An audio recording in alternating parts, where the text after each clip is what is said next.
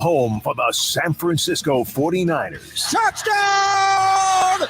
San Francisco! Sacktown Sports. Feeding your passion for local sports in the afternoon. It's the Drive Guys with Kevin Gleason and Kyle Drake on your radio at 1140 a.m. Streaming audio at SacktownSports.com and the Sacktown Sports app. You can also watch the show on YouTube at Sacktown Sports 1140. Here are the Drive Guys with Kevin Gleason and Kyle Drake. Yeah, and let's face it, the Kings have a golden opportunity tonight at the Golden One Center, taking on a Boston team that played last night, went into overtime last night. Kyle Draper, Kevin Gleason, and Drapes, I know with no Jason Tatum tonight.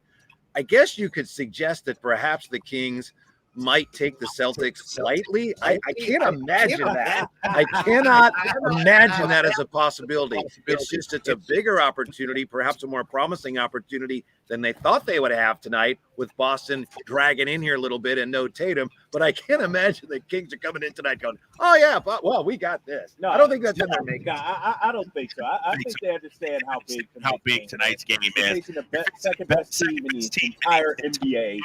Sure, no Jason Tatum, but Jaylen Brown, he's a handful. And you look at this Celtics roster, Kristaps Porzingis is going to play tonight. No Al Horford. They still got Drew Holiday. And Derek White's been playing extremely well. You know, the one thing to keep an eye on, one guy, it's his birthday, De'Aaron Fox. You know, for him and Jason Tatum are tight. They're like very close friends, so he got to be a little bummed. Yeah, I expected him to show out tonight and go mano-a-mano against Tatum. So I'm sure he's a little bummed, but he's still going to bring it. There's no way this is a letdown game. No. And I got to tell you, it seemed to me, and I know you're pulling for the Kings and everything, but you seemed a little disappointed when you pointed out to me that Tatum's not playing tonight. I understand that because that's unfortunate, right? I mean, that's one of the guys that he only comes here once a year. We look forward to seeing him play in person. Yeah. And honestly, as a Kings fan, broadcaster, member of the team, whatever, I want to see how we look against this team. They're full stars. I don't want to beat the Celtics tonight, and the narrative is more about, they didn't have Tatum last night. I want to beat the Celtics when they're whole so that we can put the entire league, the entire association on notice. And you're right. It's their only trip here. Trust me, there will be Celtics fans in this building. Mm-hmm. We know that. They travel, their only trip here. And so no Tatum, I get it. He sprained his ankle last night against Golden State. I would be shocked if he tried to give it a go tonight, but now he's out. And so I understand it. But, yeah, man, Tatum is one of those guys that, you look around the league, you pay money to go watch him play. Exactly. And tonight, he's not going to be out there. Yeah, there were years here in Sacramento, many years, where that's what people came to see. They came to see the other team because the home team wasn't much to look at. Obviously, it's not the case right now. I was stunned, as I'm sure you were, that the Celtics couldn't take care of their business last night. But I guess a lot of that has to do with the fact that, they were facing a guy that, according to Shaq, may be the greatest player of all time. And Steph Curry, who scored 33 last night. Greatest player of all time to maybe, perhaps, have the conversation. Maybe it's time to have the conversation of him as not just the best shooter, but the best player. That was Shaq. No shot. First of all, and I was listening to radio today, and they were having the same exact discussion. Steph Curry's a great player. All-time great. You could argue top 10. But when you look at the body of work of the Mount Rushmore, this is where Steph doesn't compute and compare. First of all those guys did it on both ends. That's it. That's it right there. And I know Warriors fans may push back on this. I know Steph Curry fans may push back on this. But those championship teams that Mount Rushmore guys played on, they were unquestionably the best player on the team. I don't put Kobe on the Mount Rushmore. Some people do. I'm not putting Kobe on there. I'm talking about Magic Johnson. I'm talking about LeBron James. I'm talking about Michael Jordan. I'm talking about Bill Russell, if you will, Kareem, if you like those guys were the guys. They are multiple finals MVPs. Steph Curry only has the one. Maybe he should have had the other one where Andre Iguodala won.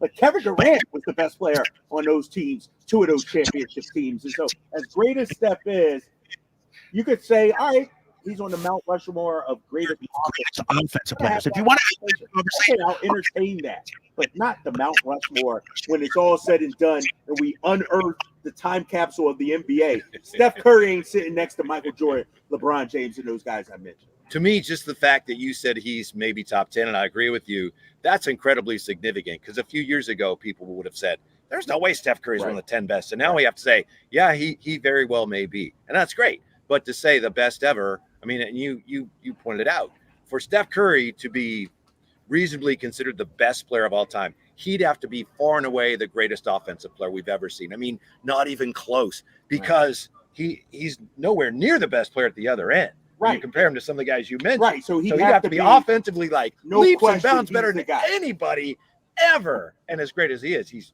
not that much better than other players offensively. Exactly. And I think, universally, most people consider LeBron James and Michael Jordan to be the best, top two ever. And I'll entertain that. But those guys did it on both ways. Those guys did it on multiple levels behind the arc, mid-range, getting to the paint. Those guys were undoubtedly the best players on multiple championship teams, multiple finals MVPs. Steph's a great player. Don't turn this into we're knocking Steph Curry. It's just level. He has 22,000 points for his career. Let me ask you this. Outside of scoring, where does Steph Curry, is he an all-time great passer? I'm not. You know what he does? Yeah, and I agree with you. I see your point. This isn't something you really have a category for. Moving without the ball. He's one of the all-time greats at moving, like with Havlicek. I'm not going to give. So is Richard Hamilton. I'm just answering your question. Can move without the ball. Reggie Miller can move without the ball. Not like Steph. But that's all I got for you. But that's it. Yeah. He's not going to be top 10 in assists. Not going to be rebounds. Not going to be all defensive. I was listening to NBA radio. I forgot Kobe, and I know we've had this discussion before. Kobe was 12-time all-defense also. Mm-hmm. Like, that's the problem with today's dialogue about greats and players. You got to also play on the other end of the floor. Why do you think Shaq said it then? Why do you think Shaq? And again, he couched it. He's just trolling a little bit. Just really? Trying to, because he's been pro Steph for a long time. Yeah, I think Steph, is an all-time great, no doubt about it. And what he's done for the game, like, he single-handedly changed the game on all levels, NBA, college. He really did. Yes, grade school. Everything's different now because of Steph Curry and the three ball. But nah. That was a big time shot he made last night. Oh my gosh. Did you watch that? I was watching that. Yeah. Like, first of all, give Chris Paul credit. Yes, sir. Because he knew exactly. He looked Chris up the Paul shot could have shot it himself. Yep. I was like, all right, it's like 2 seconds on the shot clock. He's like, nope, I got to get it to my guy, our guy. And Steph hit the rainbow three, brought down rain from the clouds, the arena, and he sent the dagger through Boston. Mm-hmm. That was amazing. Yeah. To another thing, Draymond Green may have just choked his way out of the Golden State because Kuminga's playing well in his slot right now. Yes, and Kuminga just needed an opportunity. Needed Steve Kerr to believe it. An honest to goodness, like, here you go. You're going to play. Exactly. And he's taking it and he's running with it now. And, watching him, the way he was, physical with the Celtics, getting to the paint. Defending Tatum on the last possession in regulation. Tatum on the last possession as well. He played 34 minutes last night, 17 points, 7 rebounds. I don't know if he's ever played 34 minutes in a game. I'd have to look that up. Mm-hmm. Like, give Steve Kerr credit. And not only Jonathan Kuminga, how about the rookie Trace Jackson? Yeah. Did you see some of them blocks he had on Jaylen Brown last night? I couldn't believe him, but I saw him. I'm like, this dude is a number 57 overall pick, I think it was.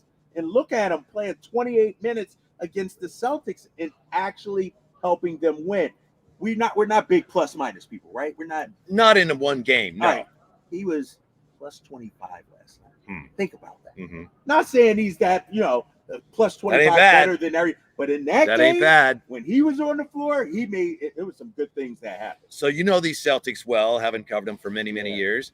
So what kind of Celtics team do you think comes into goal one tonight? Obviously a little weary. Is this the type of team that gets a little fired up after what happened last night? What are you expecting from them? Yeah, I expect the best version of the Celtics. Obviously no Jason Tatum. So look out for Jaylen Brown tonight. JB might try to go for 30, 35 against you. And he plays with such force. Keep an eye on his free throw attempts tonight. He's going to be in around the 10 to 12 range, double-digit free throws, because he puts that much pressure, I think, on the defense. And then, you got Kristaps Porzingis. I'm looking at that matchup on the inside, him and Domas. If you're Domantas Sabonis, you should be able to do some damage on the inside with your physicality, but you got to play outside and guard Kristaps on the perimeter. Zinger's got a little bit of a size. Yeah, exactly. Yeah. He's listed at 7'3", and so it's going to be a tough matchup, I think. And then let's not forget Drew Holiday. Sure, he's not scoring. Never forget him. But that dude he can erupt for a 25, 30-point game easily. And so I think this is going to be a hungry team, a tough team. During the crossover, Chris Watkins asked me about this Celtics team. One change that they made that's not being talked about enough is they brought in a guy like Sam Cassell as an assistant coach. Sam Cassell has some dog in him. Saw him there last night, Yeah, and so I think, they're sort of embodying, what Sam Cassell brings. He was on that 08 championship team, and so I think it's going to be a tough fight tonight. Yeah, well, we may have the simple formula for beating the Celtics tonight. We're right back with that from the Golden One Center. Draper Gleason, Sacktown Sports. Has Monty put together a roster that can help make a deep playoff run this season? Just trying to give coach options, give him guys that can help us win in a variety of areas. Obviously, our top guys are going to play every game, but there's going to be other times, whether it's injuries, matchups, we've got to have some variety on the bench for coach to point to and say, go in there and help us win. Tune into every Kings game this season on Sacktown Sports and SacktownSports.com. RJ, they're saying my audio As we come together to celebrate the end of this long, long year, Stockton Honda has savings to bring us all cheer. Happy Honda Day savings and selection galore. Stockton Honda's online express purchase and great people give you more. Save on 400 new Hondas at Stockton Honda during Happy Honda Days. Shop in person or online with our express purchase option. Anytime, anywhere, it's all here. StocktonHonda.com. Hey, it's Juice and Mo. Make this Christmas unforgettable by shopping at our friends Sharif Jewelers. Do you even remember what you got last Christmas? No. Well, you got to make this one memorable. Okay. Make sure to go into Sharif Jewelers. You can get diamond studs, tennis bracelets. There's so many classic, timeless pieces that can be worn every single day. Available in both lab-grown and natural mined. In so many different price points. So don't go anywhere else this holiday season. Support a local, family-owned business rooted in Sacramento for 30 years. Sharif Jewelers. Your afternoon home for Kings talk and so much more. The Drive Guys on Sacktown Sports.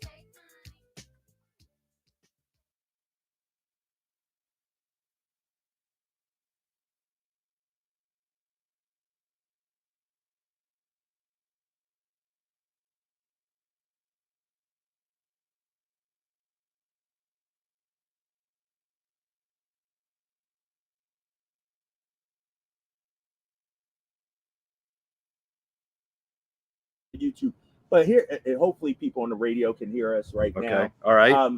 But when you look at Wilt, here's what I maintain, Wade. Put Wilt on those Bill Russell Celtics teams. They win just as many championships. Probably. Probably. I mean, yeah. Come on, this is ridiculous. And so, no, Wilt's up there. Wilt's a top 5, top 6 guy in my book. Okay? Yeah. He's probably overlooked a lot more than he should be. He is, because, and we are not going to spend a lot of time on it. We'll get back to the game tonight, but his numbers were so dominant. They were cartoon-like, and people look at him, I think, and say, well, that can't be real, because, right. When you average 50 points a game, well, that can't be real. So, and you know what's funny about it? He was that far ahead of his time. And the knock about Wilt is, oh, look at who he played against. Yeah. That narrative comes from people who never actually seen Wilt play. Mm-hmm. You ask anybody that actually saw Wilt play, they don't use that. Oh, look who he played against. The people who say that never actually saw Wilt play. So I won't entertain that nonsense out there about Wilt Chamberlain. Come on. Is this nonsense or not? Tonight, the Kings against the Celtics. Celtics are bedraggled. They played last night. They played overtime. So the Kings need to get out and push tempo every opportunity. Is it that simple tonight? How important is that? I don't know, because this Celtics team, it's not like they don't walk it up. They don't walk it up. Yeah. Like, in fact, Jaylen Brown said it was either earlier this week or late last week. They want to play faster. They want to push the ball more. They want to get out and transition more. And so I just think, what I want to see from Sacramento is crispness, pace in the half court, ball movement. Don't let the ball stick. I think that's how you beat a Celtics team, how you tire them down. You move the ball around. You know what I mean? Like, you actually run your offense. You don't try and get into a one-on-one game. And so that's what I'm looking for tonight. If the Celtics got to play defense, not just in transition, but half court, I think that's how you tire them down. Yeah, Jaylen Brown played 41 minutes last night. Tatum's not playing tonight. He played 41. Horford not playing tonight. Derek White played 40 minutes, and Drew Holiday played 35 minutes. So those guys, the spirit is willing, but the flesh may be a little weak tonight against the Kings team. That's a little more rested up. And this Kings team, they've been pointing towards this game and getting ready for this game for a number of days. Yeah, and obviously without Jason Tatum, that's a bummer, because I actually was looking forward to seeing Keegan and Jason, that kind of matchup, out there today. I'm not sure who the Celtics would start in Jason Tatum's place. One thing about the Celtics, when I look at them, their bench is pretty thin. They're very top heavy, top six heavy. After that, you get into the Sam Hausers or the O'Shea Brissetts, the Peyton Pritchards. I mean, these guys are okay players, but it's a big drop off. And so I'm hoping a guy like Malik Monk plays tonight. I'm hoping we see the best of Sasha tonight, because I think we are a deeper team, I believe, than the Boston Celtics. Speaking of Boston's bench, and I'm not disagreeing with you. I know you've been pointing that out for weeks and weeks now, months. But how about Neemias Queta last night? Our guy, good for him. He had 6 offensive rebounds, 10 total. You know what? And I'm happy for him. And hopefully Kings fans feel the same way, because there's a segment of us out here who believe he never really got an opportunity. He never really got, like we were talking about earlier about Jonathan Kuminga. He never got, all right, here's a 5-game stretch. We're going to let you see what you can do. I mean, this was a G League All-Star. This was a G League Player of the Year candidate. I mean, this is a guy that's shown, and now he's playing major minutes, for Boston, 20 minutes last night on the road against the Warriors, and he's playing pretty well, 10 points and 10 rebounds. And so, we talked before the season about, backup big depth, who's going to spell Sabonis, and maybe he just didn't fit in what Mike Brown's system wanted him to do in terms of being a passing big man. But I don't feel like he ever really got the opportunity here in Sacramento, and good for him, because they're using him out there in Boston. Yeah. And, both things could be true. He wasn't a good fit here, and he is a good fit in Boston, perhaps, but he's certainly putting up some numbers. And today we're going to talk to Cedric Maxwell, Celtics legend. Haven't talked to him in a long time. I'm sure you probably have. Brian Scalabrini, and we'll ask them, of course, among other things, about Neemias and what he's adding to the Celtics attack right now. As far as the Kings go, this is kind of, as we said yesterday, you could say it's like a checkpoint game, a game against one of the better teams in the league, the best team in the league. How close are the Kings to being a legitimate contender in your mind right now? I think they're one player away. I think they are one top-level perimeter player away. Could Keegan Murray be that guy? Maybe. But if we're talking this year, I think they're like, for instance, when you look at championship teams, usually you have the guy, which we have in De'Aaron Fox. He's the guy. But then you got that next guy who's like second team All-NBA, third team, like can also be the guy if the guy's not there. Who's our guy if De'Aaron Fox isn't there? Domantas Sabonis is great. He's tremendous, no doubt about it. He's amazing. But I'm talking about a perimeter, the guy. Like you need a top one, a top two, a top three, or a top four. You need a Durant. You need a LeBron. Like you got a Kawhi, like somebody else who is virtually unstoppable on any given night. And you look at Denver, Jokic is unstoppable. But playoff Jamal Murray was unstoppable too. Right. Like, I'm not talking regular season Jamal. I'm talking playoff Jamal Murray, and so 50 burger Jamal. Yeah, 50 burger Jamal. So I think we're one player away. That player could be Keegan Murray in time as he continues to develop. I don't know. But, if we're talking this season, that's what I think. I still think, and it may be one guy, as you say, but I still think, to me, broken record, I know, but it's about the defense. And we talk about Denver last year. They were 15th in team defense and they won the championship.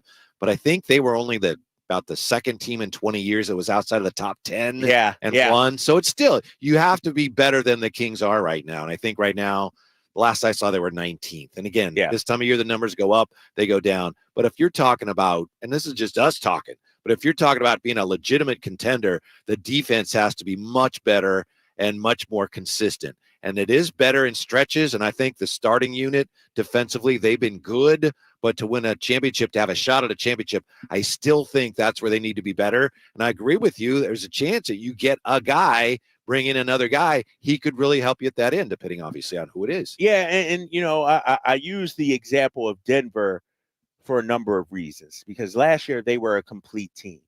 And to your point, as great as Jamal Murray and Jokic were, they don't win it without KCP, without Aaron Gordon, great defenders, and so guys who, can stop. I mean, Brown, pardon me. Brown. Yeah, Bruce Brown. I mean, the dude, cashed in and went to Indiana and got paid. But like you don't win the championship unless you have somebody that can at least make life difficult for LeBron, at least make life difficult for Jimmy Butler, Jason Tatum. And I thought that's what Denver had last season. And the Kings are sort of missing that. Can Keegan, now we're asking a lot of Keegan Murray. Yep. Like I'm asking him offensively to be the guy, and we're also asking him to be an elite defender as well. That's Mike Brown would say, that's the job. That's what we need you to do. By the way, I want to take a moment to once again salute Kyle Draper. If you saw inside the NBA last night, Chuck was, he started the show and he really was not feeling well, and he tried to, gut it out, and he had to leave. And I don't know what he had, and hopefully he's fine. I'm sure he's really sick. Did he have strep? I don't know, but we're doing a couple shows up here last week, and our guy here, he was telling me, not feeling great. We said, hey, if you need to, step away, we got you covered, because you got to do the play-by-play. And he went through, he played the whole full 48 minutes. And you see Chuck Barkley couldn't do it last night, but Kyle Draper got it done last week. Exactly. Don't tell me I don't play hurt. I play hurt, baby. And think about it. I don't even get paid as much as Charles Barkley. That's when you've made it, right? When you can make $10 million a year and be like, you know what, guys, I'm out. Did you I see need this paycheck. I need to be here. I don't know how much of you happen to see. He looked terrible. I didn't see the beginning. Yeah, I didn't. Poor guy. Really? Oh.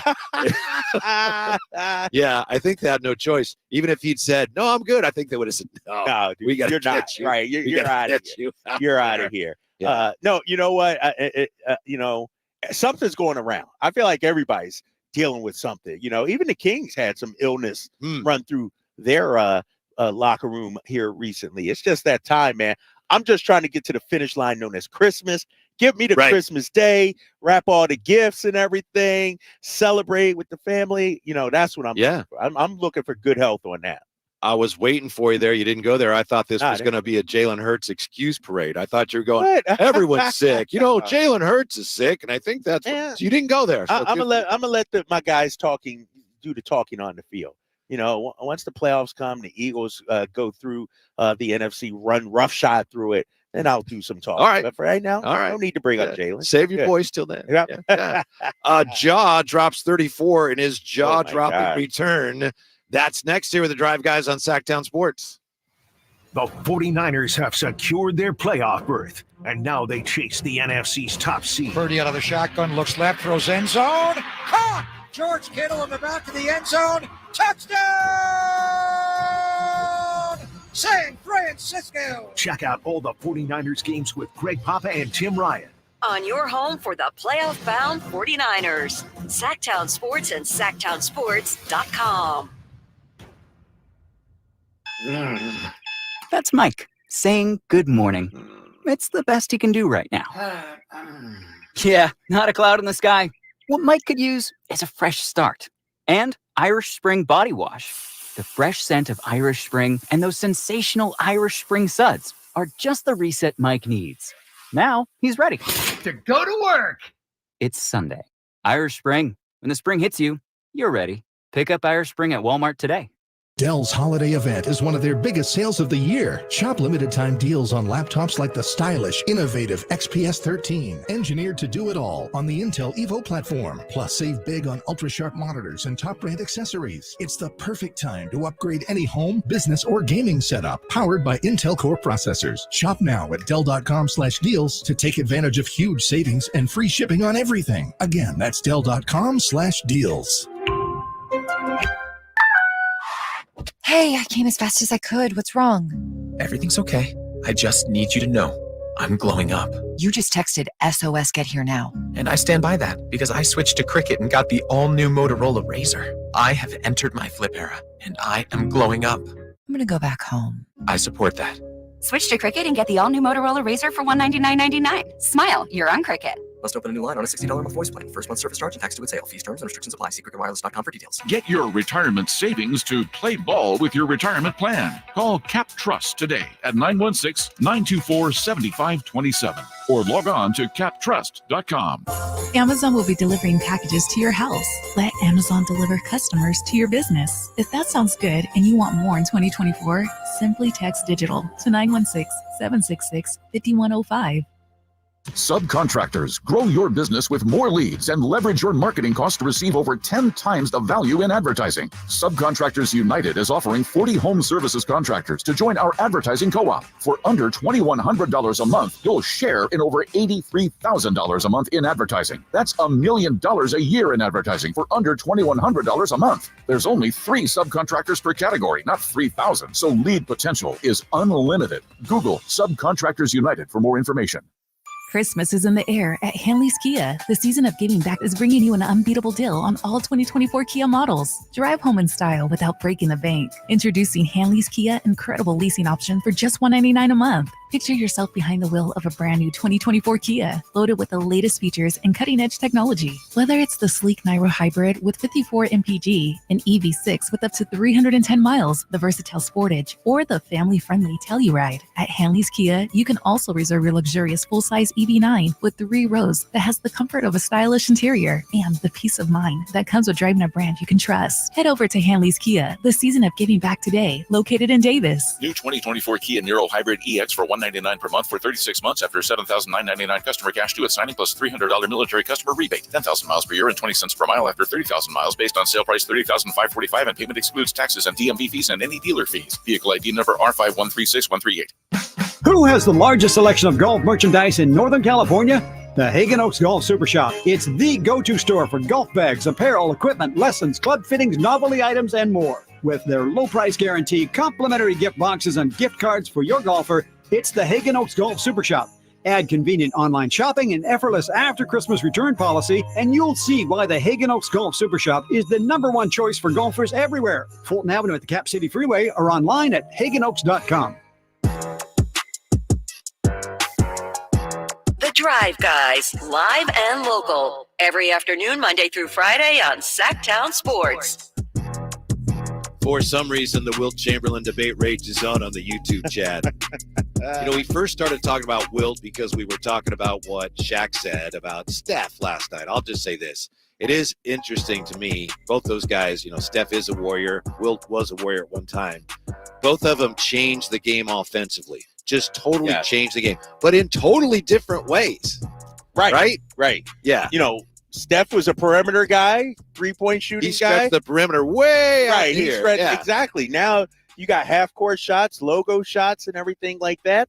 And then, when you look at Wilt and they had to expand the key to keep Wilt out of there. Open it up. Yeah. You could throw Kareem in there also. The way college outlaw dunking, when Kareem was playing. So, it's, these are pioneers. And you don't disrespect Wilt Chamberlain. What are we doing here? Like, for somebody to say that Wilt Chamberlain equals Robin Lopez, that's like the most disrespectful thing. I'm just laughing at that. Like, that's a funny joke. I tell you what. I tell you what. If somebody's at the Christmas table and said that, I'd have to kick them out or put them at the kids' table or something. Or they would not be allowed to talk basketball in my presence ever again. I don't entertain trolls like that. And we shouldn't do that either on the YouTube chat for people. We're better than that. You ever seen the old videos or pictures? Not videos. Maybe it was filmed then.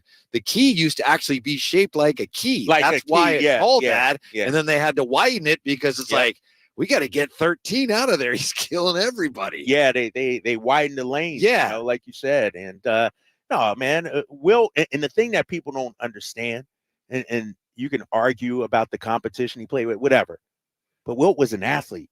Wilt was, high jumper. Exactly. In today's game, he'd be one of the best athletes on the floor as well. And so, no, man, we can't do that to the great Wilt Chamberlain. What are we doing? Let's talk about Ja instead. Last night, I don't know if anybody else had this situation. There was some kind of, I think there was flooding on 80, so it was the freeway was backed up. So I was in my car a long time, listening to the radio. And at one point I was listening, I turned on NBA on Sirius, and I was listening to the end of that game. And it was Memphis against New Orleans, and it was the New Orleans radio cast. I don't know who does it. You probably know the guy, but he sounded like his dog was dying. It was because they'd blown a 24-point lead, and Ja and the Grizz were in the process of coming all the way back. And I mean, it was hard to listen to. It was like, all right, here's CJ. Brick. Absolute brick. This will be a terrible loss for the Pelicans. Here comes Ja. Layup. Grizz win. So that guy was having a hard time. But what an incredible night for Ja. He comes back. He scores 34. He gets the game winner. Yeah. The Grizz win. Why do we actually have that sound too? If you gentlemen would like to play that, I have that back here in the studio. Yeah. Let's hear it. Ball into the backcourt for Morant. 8 seconds. 7 seconds. Jones waits beyond the 3-point line. 4 seconds. 3 seconds. Morant into the lane. Spins. Hangs. Floats. It's good! Zeros on the clock. Morant wins the game in his return. 25 games later, the Grizzlies have shown they are going to make a charge back into the Western Conference picture. Awesome. That might be our buddy Eric Hasseltine. Yeah, I think so. That's the Grizzlies broadcast right there. Former Sports 1140 guy. Yeah. And you know what, though, watching that game, because I got to watch, part of it. I made it home in time. He changes everything for them. Like, the Grizzlies are going to be a problem. Mm-hmm. They are going to be a problem, and we'll see them New Year's Eve. And, I understand the record is what it is, but we forget, and I think people forget how good Ja Morant is. And, De'Aaron Fox has clearly overtaken him, but Ja's an all-NBA, all-star caliber point guard. And when he plays, like, he's virtually unstoppable in going to the basket, sort of like De'Aaron Fox is in slightly different ways, but he's one of those guys also. And I think Memphis, they'll make a charge for the play-in tournament. I do too.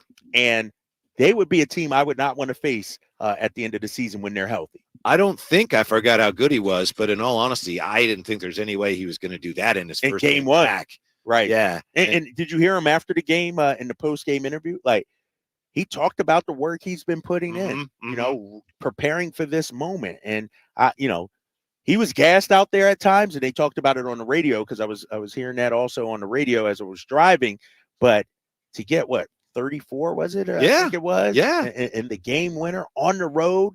And he was gassed. And so, people forget it. Maybe we don't give him enough credit, but he's a top 15 player in this league. And when you throw him in the Memphis mix, he changes everything. Now, Jaren Jackson Jr. doesn't have to do as much.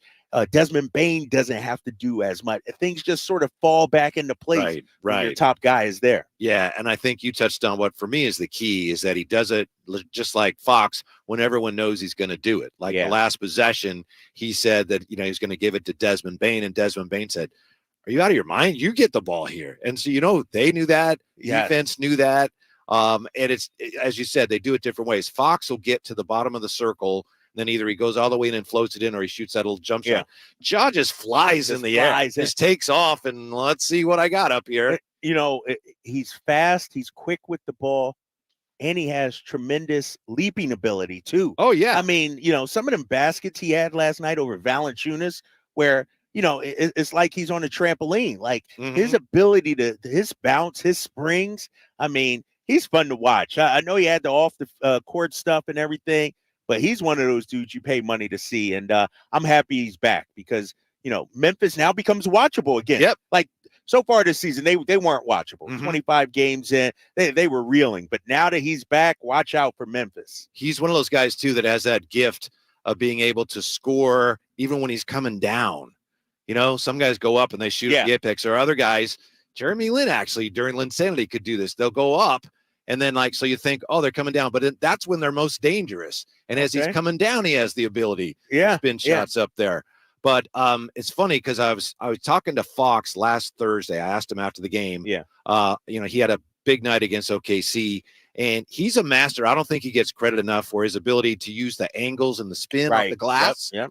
We never talk about that. And I asked him about that, if he studies that, works on it. He said he studied it since high school. And he said there's all different balls. And he said the NBA ball is not like the balls in high school. He said the NBA ball is really slick, and it's a lot harder to get the spin on it. Really? But that's really a part of his game that he works on. And he's amazing underneath there with the spin shots and the angles. And I wouldn't be surprised if he studied Kyrie Irving. Because when I covered Kyrie in Boston, that's one of the same exact things he said. Like all those shots that we see these guys take, these are things they practice. They spend hours on looking at the ball, seeing how it comes off the backboard, how it spins, flipping it up. And, that's why whether it's De'Aaron Fox, John Morant, Kyrie, they're elite at finishing around the rim because they understand the angles, the arc, the spin, all that, man. It's tremendous to watch. Yeah, it's not just instinct when they get underneath there. Right. It's a craft. Right. It's they a spend craft. a lot of time working. They're not just throwing it up there. Yeah. There's a science to it, right? So what do you need to see from Keegan Murray? And, we didn't talk about this enough. We talked 2 days ago to Mark Jones, and he compared him to Paul George, right? He said, that's Paul George. That's where, a lot of people are starting to go to, for Keegan. We know he could score on all three levels now. We're starting to see it. Shoot the three mid-range. We knew that coming out of college. Right. And one thing with Paul George had, what's the word I'm looking for? Some wiggle in his game. He had a bag. Like he'd break you down with the dribble, cross you over, and then get to the paint.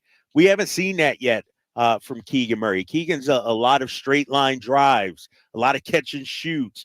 Maybe, off the one leg. And so if the Paul George is the comparison, if he could sort of live up to that, that would be, we talked about what do the Kings need? Paul George. And if Keegan can become that, they're going to be a championship contender. Is it reasonable to think that of everything the Kings need? I don't think it is reasonable. Maybe I'm wrong. To think that of everything the Kings need to improve on last year, they can get almost all of that from Keegan. I know they want to get a lot from Keegan. I know he's getting better. Can they get almost all of what they need just by virtue of Keegan getting better? I don't think they can. I'm trying to understand. They got a gap here. These are the things the Kings need to be better. Can Keegan getting better? Can he fill most of that? Can he fill it? Or I think he can fill a lot of it, but I don't think too much to ask of him. Yeah. We're asking him to be the best two-way player in the game, basically, is what we're at. That's it, right? We're asking him to be a tremendous defensively, guard the best perimeter player defensively, and, go out there and get me 25 points per game as well. And so what you're seeing now in today's NBA, Whitey, and I thought about this driving in, it's a different game. I mentioned Kobe, the 12-time all-defense selections. Michael Jordan, defense. You don't see two-way guys. Like the stars now, usually they're so elite offensively that they're not asked to do that defensively because it's hard to do. Like, you look at a Jason Tatum, as great as he is, he's not, an amazing two-way player. He's solid defensively, but they're not asking him go out there and shut down the other team's best player. You look at LeBron James, Kevin Durant, Devin Booker, all these, we can name all the big name perimeter players in the league.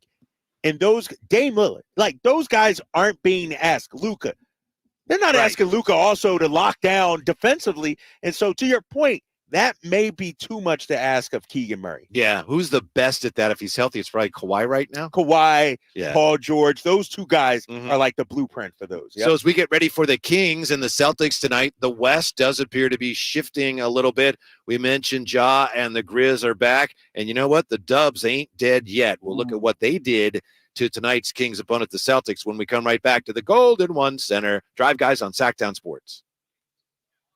It's the best team in the AFC versus the best team in the NFC on Christmas in San Francisco. Murray back. Murray time. Throws. Intercepted. Charvarius Ward running back the other way. He's gone. The 11-3 Baltimore Ravens bring their talent out west to face the 11-3 San Francisco 49ers. Game time at 5:15 Christmas night on your home for 49ers football. Sacktown Sports and the Sacktown Sports app. Does your dog leave frowny piles of poo around the yard? Did you know that a solid poo is one of the best indicators of your dog's gut health? Supreme Source Super Premium Dog Food is made with organic super seaweed and other powerful antioxidants, supporting a healthy digestive system. Real protein is always the first ingredient, plus a blend of essential vitamins and minerals to help support your dog's overall health and well-being. Do their digestion a solid, literally. Find Supreme Source Premium Dog Food at Safeway, Safe Mart, and Winco, or a local grocery store near you. It's the season of performance event at Acura of Stockton. Elevate your driving experience with a vehicle that's built to impress. Lease a new Acura RDX or MDX. Acura of Stockton has a great selection of new Acuras and customer service that will exceed your expectations. Take luxury to a whole new level in a new Acura from Acura of Stockton or AcuraofStockton.com, where precision-crafted performance is at your fingertips. Some days I cover up because of my moderate to severe plaque psoriasis. Now I'm hitting the road with clearer skin thanks to Skyrizi, Risankizumab Rizza, a prescription-only 150 milligram injection for adults who are candidates for systemic or phototherapy. With Skyrizi, 3 out of 4 people achieved 90% clearer skin at 4 months. And Skyrizi is just 4 doses a year after 2 starter doses. Don't use if allergic to Skyrizi. Serious allergic reactions and an increased risk of infections or a lower ability to fight them may occur. Before treatment, your doctor should check for infection and tuberculosis. Tell your doctor if you have an infection or symptoms such as fever, sweats, chills, muscle aches, or cough, or if you plan to or recently received a vaccine. Thanks to Skyrizi, there's nothing on my skin, and that means everything. Your doctor today about Skyrizi, the #1 dermatologist prescribed biologic in psoriasis, and visit skyrizi.com or call 1-866-SKY-RIZZI to learn more. The sewer system. It's probably the last thing on your mind, and that's okay. Because at the Sacramento Area Sewer District, it's our first priority. As the region's largest sewer utility, we own and maintain thousands of miles of sewer pipe. And our job is to get to your sewer problem before it interrupts your life. So whether you've got a slow drain or a backup, call us first, day or night. The Sacramento Area Sewer District. It's a dirty job, but we're happy to do it. Jerry and Kenny here from Bell Brothers, the No Surprise guys. We love that old song, Respect. You know, RESPECT. It's a good song and a good business philosophy. At Bell Brothers, everything we do is designed to show respect for our customers. We show up on time out of respect. Our technicians are clean-cut, friendly, and wear identification badges out of respect. We do good deeds for free for our customers and leave their homes cleaner than we found them. That's right, out of respect. So, if you want plumbing and AC service from a company that will show you some RESPECT, call Bell Brothers. We promise to respect your time, your home, and you. Call Bell Brothers right now to schedule an $87 precision tune-up. or call if you have plumbing problems. Our number is 916-444-1234 or find us online at thenosurpriseguys.com. The No Surprise Guys, Bell Brothers. At Jim Boy's Tacos, you get a ho lot of flavor for under $10. Our classic #2 combo meal spreads cheer with a farm-dusted ground beef taco, scratch-made bean and cheese burrito, and a soft drink. So jingle on down to Jim Boy's or order online at participating locations. The Arnold Law Firm has seen how an injury can turn anyone's life upside down. Whether it's a slip and fall, a car accident, or any other kind of injury. For almost 50 years, the Arnold Law Firm has been here to help you through the entire process to protect you and your family. If you are ever injured or in an accident, call the Arnold Law Firm. The Arnold Law Firm, providing real justice for you since 1975. Call 916-777-7777. That's 916-777-7777. Kevin Lewis of National Garage Door. Whether you need to repair a broken spring, install the new opener, or buy a quality Rainer door, National Garage Door is here for you. Call us today to see how we can transform your house with a new garage door. 638-4554 National Garage Door. Hello, Sacramento. I'm Emron Pilati, owner of True Sports Cards and Collectible Store here in Rockland, California, and the host of the True Sports Cards Show that airs right here on Sacktown Sports 1140 every Saturday from 10 to 11 a.m., where we discuss the latest trends, hottest products, and deliver exclusive interviews with other industry leaders. And don't forget to visit our shop, True Sports Cards, at 6661 Stanford Ranch Road in Rockland and see what we have for all your sports card and memorabilia needs.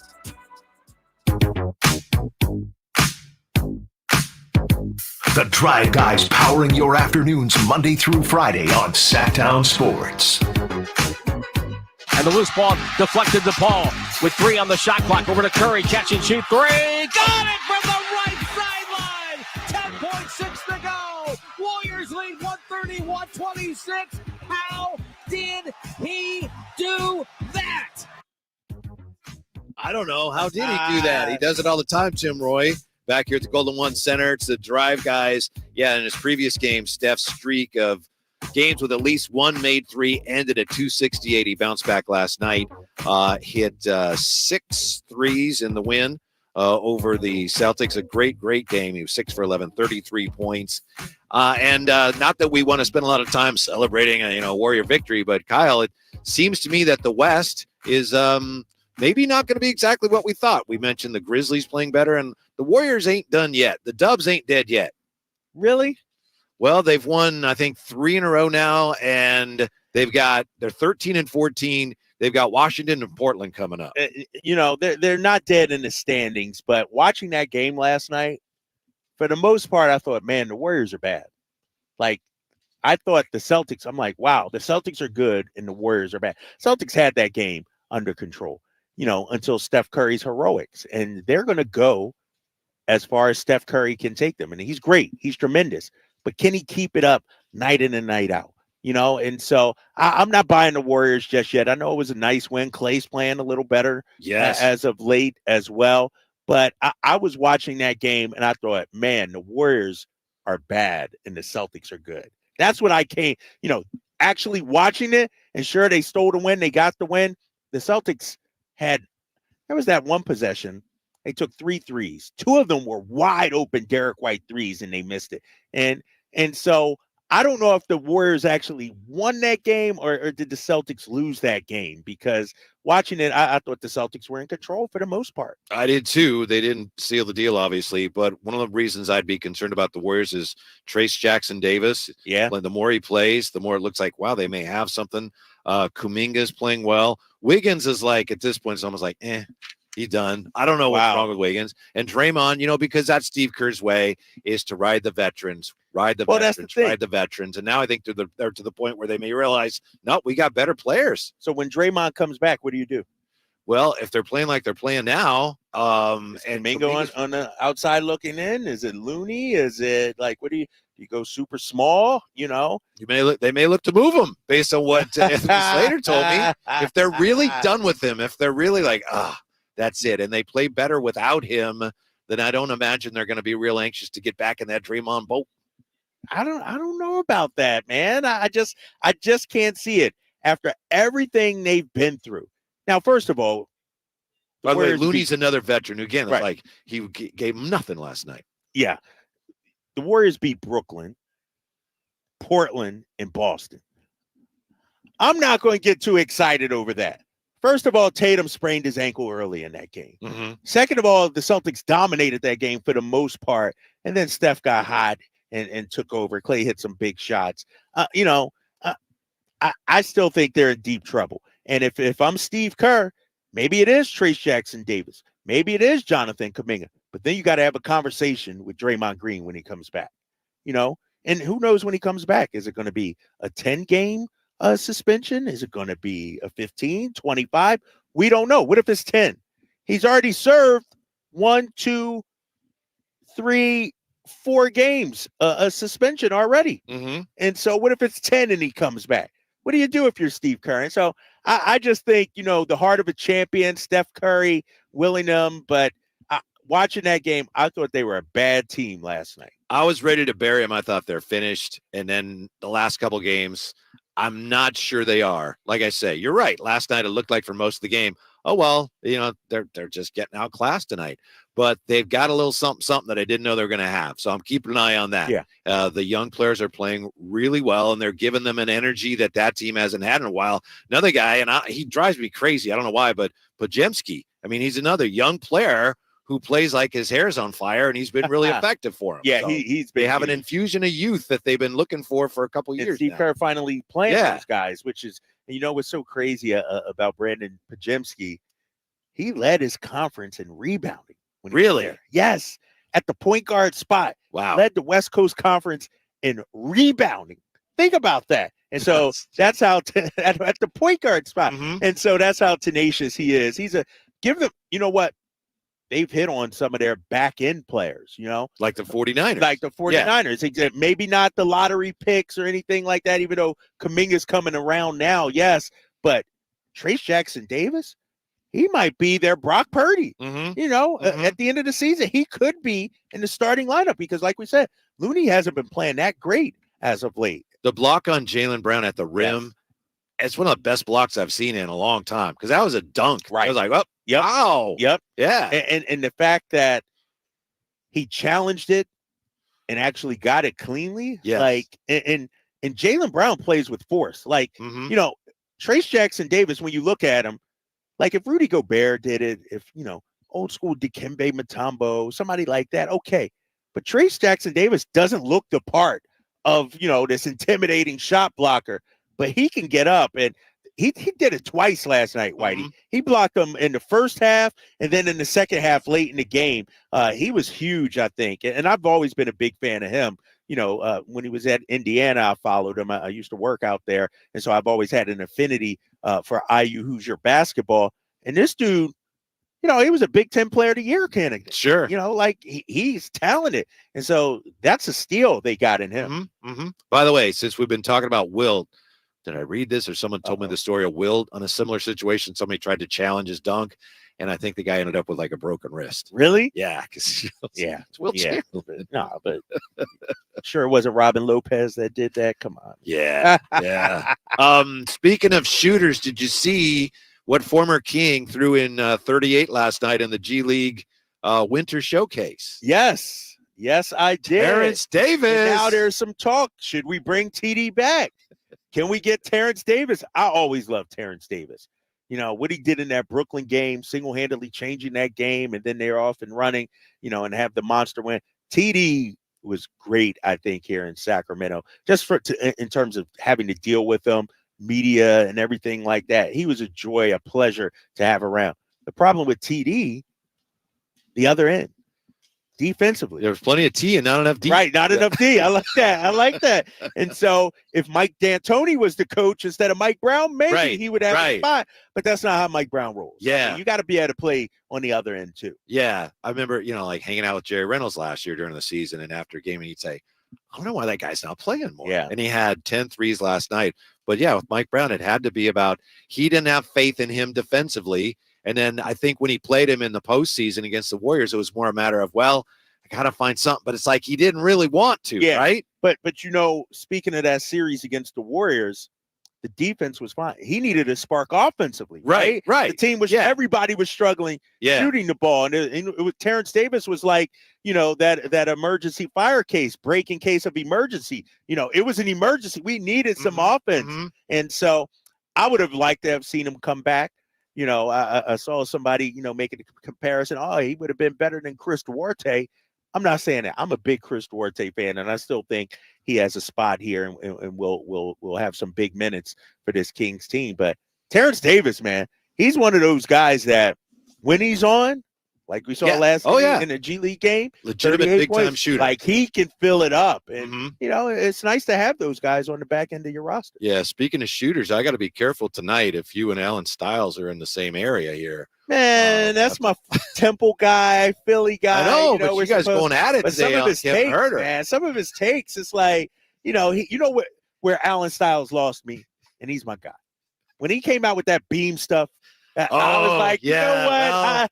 I had to grade him on the curve ever since then. You know what I mean? I had to keep one eye open, when I was around that guy. So, no, come on. Coming up here with the Kings taking on the Celtics tonight, who is on the spot for Sacramento? We'll be right back with that and more. We also got Cedric Maxwell from the Celtics going to join us next hour as well as we roll on here from the Golden One Center. So Drive Guys on Sacktown Sports.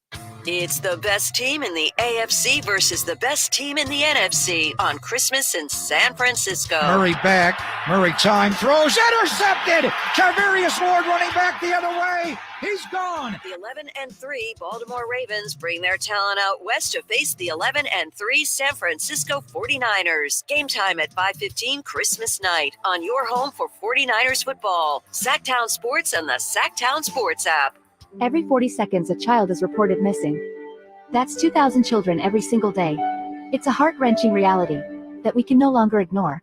Find the Children is a non-profit organization dedicated to helping find missing kids. You can be a part of their mission by donating your unwanted vehicle, running or not. Call 1-800-775-5622. We guarantee that you will receive the maximum tax deduction. We provide fast, free pickup with 24-hour response. Call 1-800-775-5622. Find the Children provides crucial resources to help find missing children and educational materials to teach kids how to recognize and avoid predators. Our recovery programs have a proven track record of reuniting kids with their families. It's time to act. Donate your unwanted or unused car. Help us build a world where every child is safe. Pick up the phone and call 1-800-775-5622. Together, we can bring these kids home safely. This advertisement was paid for by Cars R Us and Find the Children. Hey, it's Juice and Mo. Make this Christmas unforgettable by shopping at our friends Sharif Jewelers. Do you even remember what you thought last Christmas? No. Well, you got to make this one memorable. Okay. Make sure to go into Sharif Jewelers. You can get diamond studs, tennis bracelets. There's so many classic, timeless pieces that can be worn every single day, available in both lab-grown and natural mined. In so many different price points. So don't go anywhere else this holiday season. Support a local, family-owned business rooted in Sacramento for 30 years. Sharif Jewelers. What's up? We're talking to Chad Hoblet of Hoblet Dodge, Chrysler, Jeep, Ram, and Woodland. Chad, what's happening for the Chryslers Wrap Up the Year sales event? This month, you can save up to $16,500 off MSRP on 2023 Ram 1500 crew cabs. With over 600 new Ram trucks available, your perfect new truck is waiting for you at the Hoblet Ram Truck Center. Plus, no payments for 90 days. And what about those brand new Dodge Hornets everyone's talking about? This month, you can lease a new 2024 Dodge Hornet RT plug-in hybrid for only $199 a month for 27 months. That's over $5,500 in total savings. Now's the best time to get the vehicle you need at Hoblet. Search, select, and save at HobletDodge.com. Unbeatable prices, unbeatable selection. Nobody beats Hoblet, period. 16,500 total net savings after 10,261 factory rebates and 6,239 dealer discount. Sample VIN 699,991. Rebates include 1,000 case equipment cash. Must have purchased qualifying case equipment from authorized dealer and 500 first responder cash for members of eligible first responder association only. No payment for 90 days on approved credit through Chrysler Capital. 5,500 total net savings after 2,000 factory rebates and 3,500 dealer discount. 27-month lease with 3,995 due at signing plus tax and license fees on approved credit through Ally Financial. 7,500 max miles per year, 25 cents per mile for excess miles. 20 of each net savings. The 49ers Report, brought to you by EB Stone. EB Stone for the life of your garden.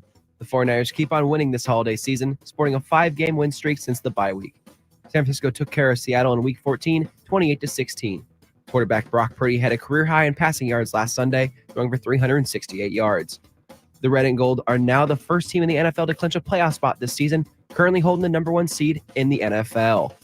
Celebrating over a century as a family-owned business, E.B. Stone has gathered invaluable insights into nurturing plant growth. Venture into indoor planting with E.B. Stone's Edna's Best indoor and outdoor potting soil. Watch your little plants flourish into ideal indoor companions for the whole family to relish during the holidays. E.B. Stone's indoor and outdoor potting soil is a meticulously crafted blend of essential ingredients. Your plants will thrive both indoors and outdoors. Trust E.B. Stone for the entire lifespan of your garden. Explore more gardening tips, products, and find nearby locations at ebstone.org. Wishing you a season filled with joy and flourishing greenery. Hey, DC comic movie fans, the Esquire IMAX Theater in downtown Sacramento is playing Aquaman and the Lost Kingdom, the IMAX experience, for a limited time. I'm gonna murder his family and burn his kingdom to ash.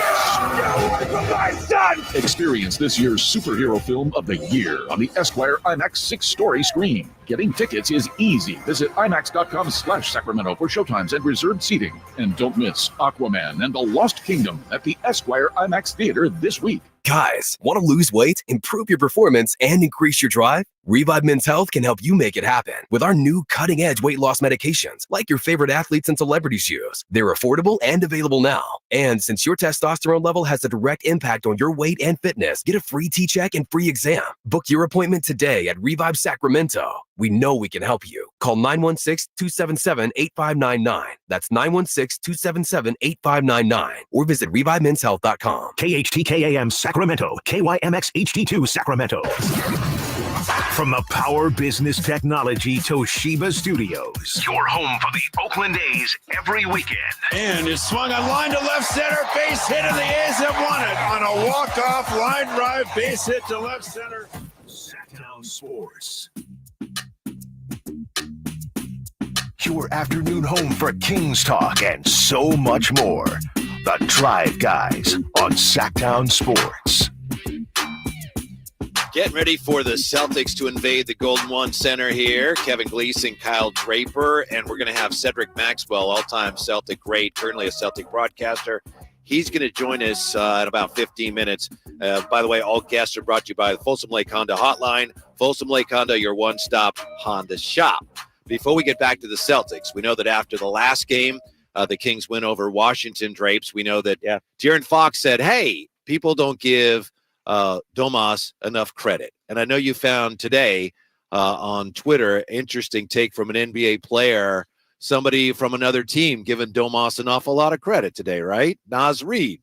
Yeah, Naz Reid, gave Domas some love here. This was part of it. Let me see here. Let me pull it up right here. Naz Reid said, our guy Brendan Nunez tweeted this out. Naz Reid said Domantas Sabonis was one of the first people to give him fits in the NBA, meaning give him that business, that work in the NBA. And he said he did it by repeating the same move Theo Pinson added. Sabonis is a cheat code, especially for a rookie. And so, nah, man, Domantas Sabonis is that guy, man. And, you know, I've been saying it, and Kings fans, they will agree with this.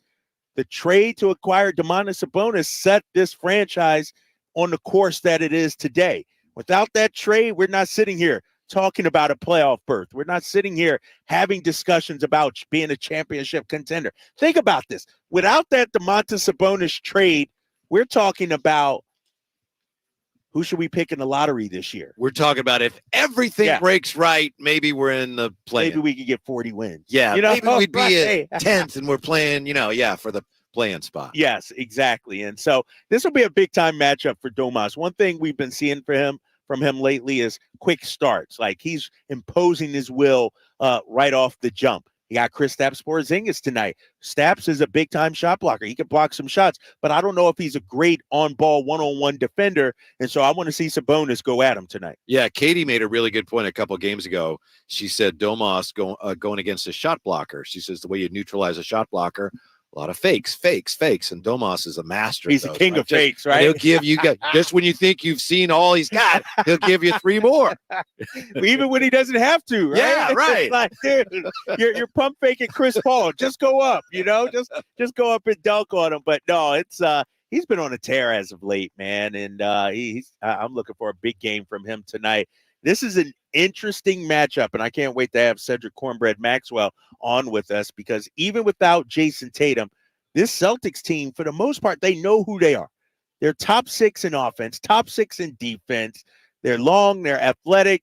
They get deflections. They play with force. Like the physicality that Mike Brown talks about, the Celtics play with that. And so it'll be interesting to see how we respond tonight. That's why I think De'Aaron Fox is the one who's really on the spot tonight. Yeah. Obviously, as the leader of the team, the leading scorer, he's always on the spot. Yeah. But because you know that Boston's going to try to disrupt the Kings offense with some physicality, especially Drew Holiday directed at De'Aaron Fox, it's a tough matchup for him. That's going to be one of the keys of the game. Yeah, and then hopefully – if I'm De'Aaron Fox, this is one of those matchups you get up for. I believe tonight's games is on NBA TV, so we'll have a national audience watching this. And then you're talking about De'Aaron going against, arguably the best on-ball defender, especially at the point guard position.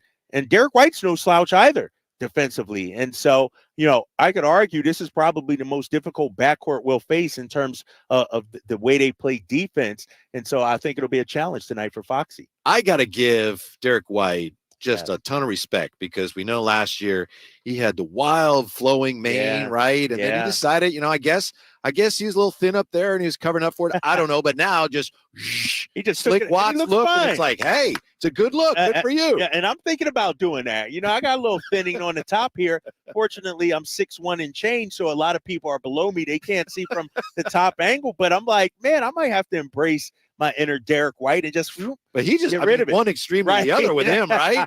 And he pulled it off. That's like, why is he wearing a headband all the time? And now we see why. But no, he pulled it off. And his game is improved. Yeah. Think about that. And so, no, that was a big pickup for them, wasn't it? It really was. And I got to give Brad Stevens, their president of basketball operations, a lot of credit because when he went from coaching to management, I thought, Brad's a coach at heart. Like, I just don't see it. Mm-hmm. But he's done a hell of a job. You could argue all the big moves that were made this offseason, the Bradley Beal, Chris Paul, whatever. Like the Celtics getting Kristaps Porzingis and Drew Holiday basically for Marcus Smart and Grant Williams was a steal. Yeah. Throw in Malcolm Brogdon too. That was a steal. That really upgraded their roster and give Brad Stevens credit for that. Yeah. Yeah. The Bucks are like, yeah, we got Davis. Right. Oh, wait, what? Wait, a rival? Where did Drew end up? He's where now? I wonder if the Bucks could have to do it all over again. What do you think, Whitey? Would they, still do the same thing? I think they would, just because I think the main reason they did it was to keep Giannis happy, huh? Yeah. Basketball-wise, I agree with you. I don't think it was the smartest thing.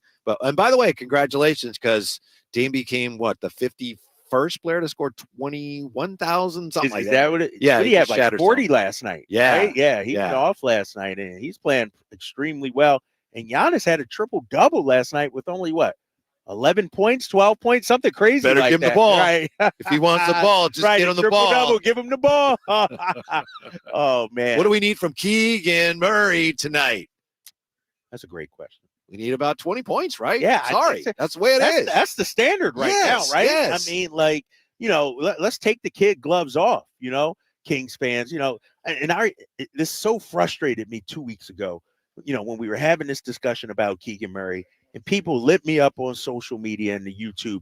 Drapes, we're asking him to be an elite defender. We can't ask him to be great offensively too. We got to be patient. Forget that.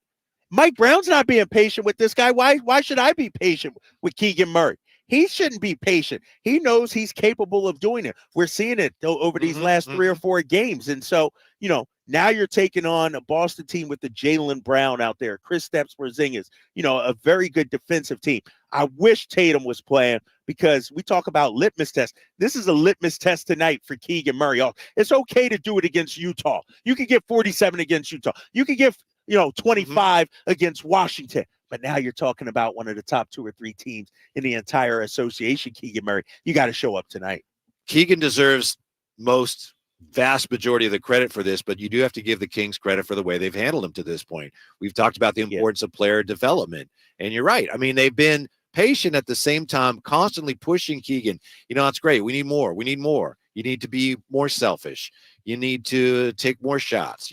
And he is responding to that. So again, he deserves most of the credit for it because he had to do it, and he's doing it now, and it's not easy, but the Kings handled him well. And I had a conversation with Luke Laux did a one-on-one interview with him. I'm not sure. Were you here? I think you might have been here then, or maybe not. You might have been. If I was, it wasn't very good because I don't remember. I know it was the best best interview we've ever had on the station. Trust me on that. But no, I asked Luke, who was it that saw Keegan Murray as a two-way player? Like, coming out of college, we knew he could shoot. We saw it but we know he could be elite offensively.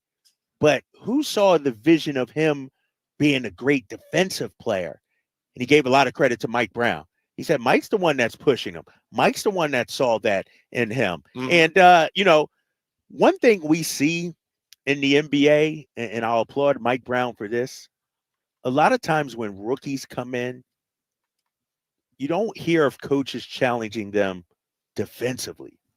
Most of the time, it's rookies come in, they're getting in their bag offensively, they're putting up numbers. Like Paolo Banchero, great player, tremendous player. I don't think I've ever read a story about, Jamal Mosley challenging him defensively or, wanting him to guard the best players on the perimeter on the other team. So give Mike Brown credit for having that vision to challenge Keegan on both ends of the floor. I think a lot of that is because with most rookies, it's a lost cause. You could challenge them to be better defensively, but no, seriously, a lot of guys coming out of college, like they're not very good defensively at all. So give the Kings credit for picking a guy that had that kind of skills to begin with. Yeah, ask a lot of him. And I'm looking at this Celtics roster, Whitey, and I have no idea who they're going to start in Tatum's absence. Because remember, Kristaps is back, but Al Horford is out. So Staps will start at center.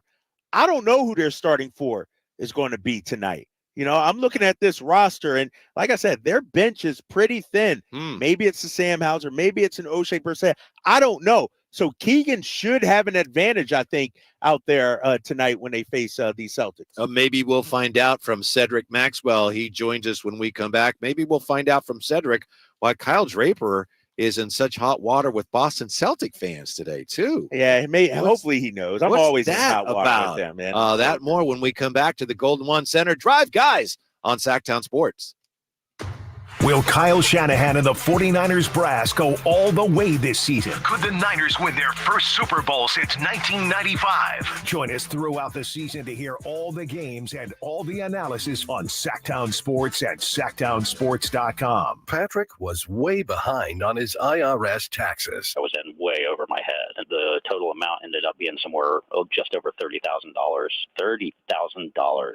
Then the IRS came to collect. Started getting letter after letter. A lien had been filed against me. They were going to basically hang me completely out to dry. He had to do something. That's when I reached out to Optima Tax Relief. Patrick's life quickly got a lot easier. It was very easy, pretty much hands off. They picked up the ball and ran with it. And how'd it go? I couldn't believe it. I had to ask 2 or 3 times. I saved an incredible amount of money. How does Patrick feel about Optima? Couldn't be happier. They definitely helped me. Optima Tax Relief, the best place to call. They're the best in the business. Do what Patrick did and call Optima Tax Relief for a free consultation. Call 800-343-6460. 800-343-6460. 800-343-6460. Optima Tax Relief. Testimonial from an actual client. Some restrictions apply. For complete details, please visit Optima Tax Relief.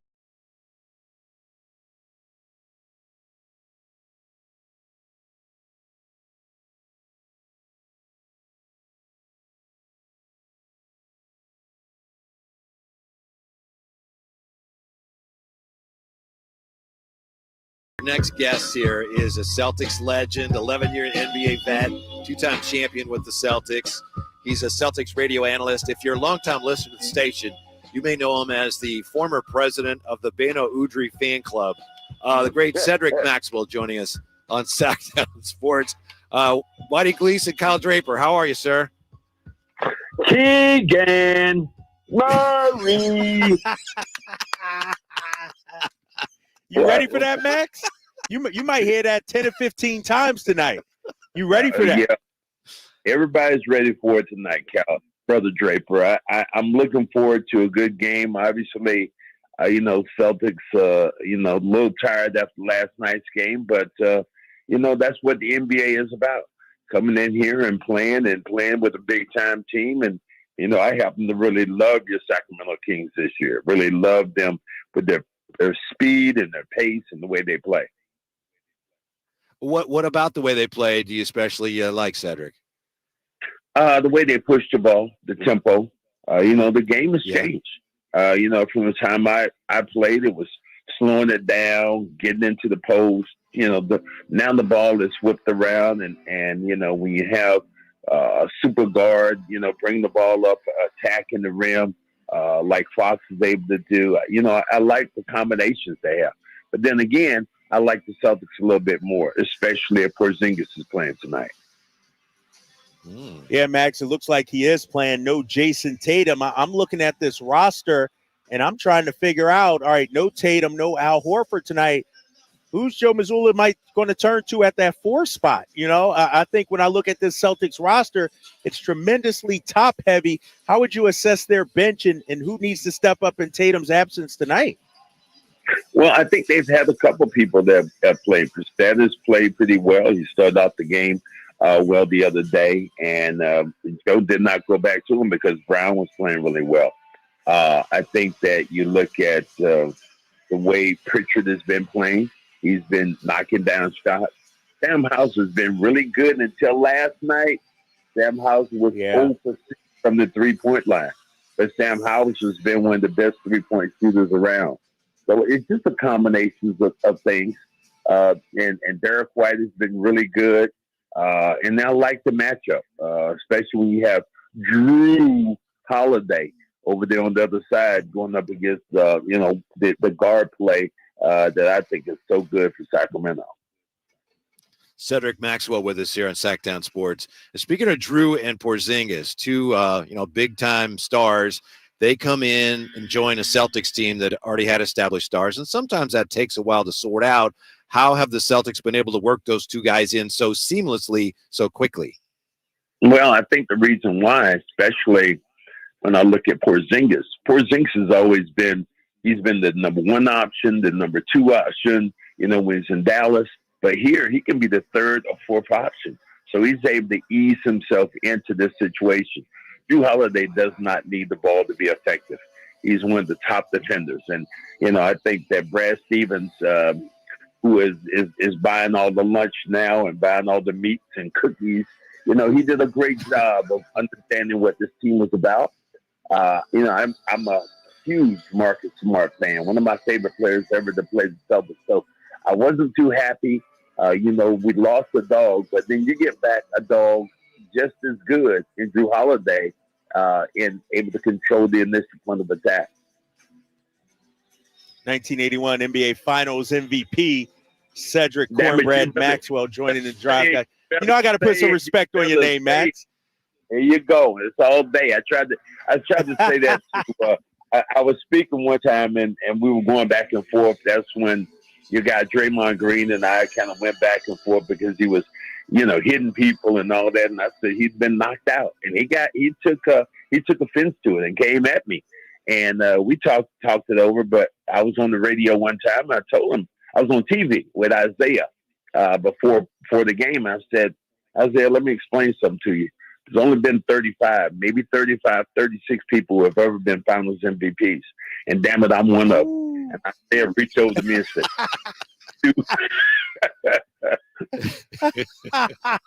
and you were on the team with Larry Bird. You were the Finals MVP. It wasn't like you were on the team with a bunch of bums or anything like that. You held your own. Wait a minute, brother. He was on the team with me. Okay, let's start that out. I know you didn't want me to come up. You didn't want me to come up here and be nicey nice. No, I was there before Larry. Now, obviously, he was the greatest player ever to lace up shoes for the Boston Celtics. But it was great competition and great teams we had.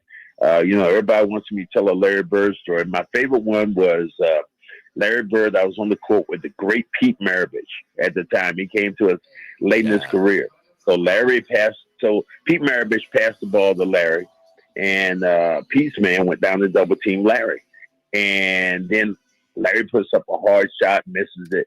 And we come to the bench, and Pete goes, Larry, you got to pass the ball, man. If you be double team like that. And Larry looked up at him and said, if you were really damn good, they wouldn't be double teaming me. I said, now that'll leave a mark. Hey, we're talking Pistol Pete here. Right? This is one of the greatest players ever put on tennis shoes. And you just ripped them in. So, when I think about those great players I played with, man, they had the swagger about themselves. My first year in the league, I played with John Havlicek. That was his last year. So people can talk about all these other teams they want to. And, and mind you, my jersey is retired in the Boston Garden. That's the Hall of Fame over there. When you think about a team that won 8 championships in a row and they have the great Bill Russell, man, that is quite a lineup of people. And, I have to thank the Lakers for putting up their championship banner. Okay, number 18. Really? Seriously? They got 18, they say now, man. I was going to ask you about that, and I didn't even have to. That's how they're going to go with that. I can't wait to see James Worthy when I see, like, that's your championship banner? That breaks the tie right there? Really? Okay.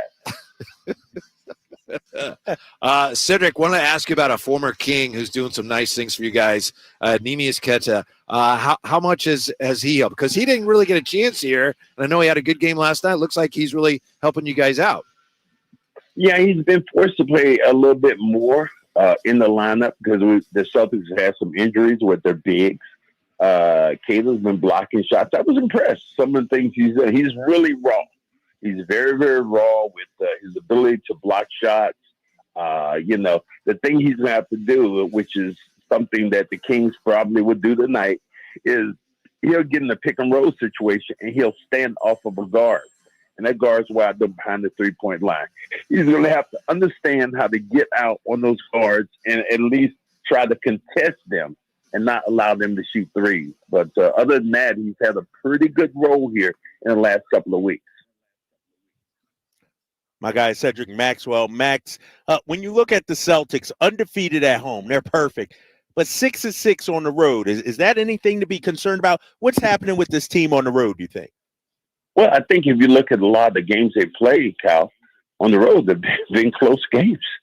I don't think they've been – maybe I think they got blown out maybe once, but most of the games they've had have been very close. And, in the NBA, when you can win a couple of road games, if you can stay above board, I think, and you look at the Celtics schedule, it's really been brutal here. Obviously lined out here to see Golden State, but then playing you guys on the second night with back-to-back, and then you got the Clippers and you got the Fakers down, for Christmas Day. So that's going to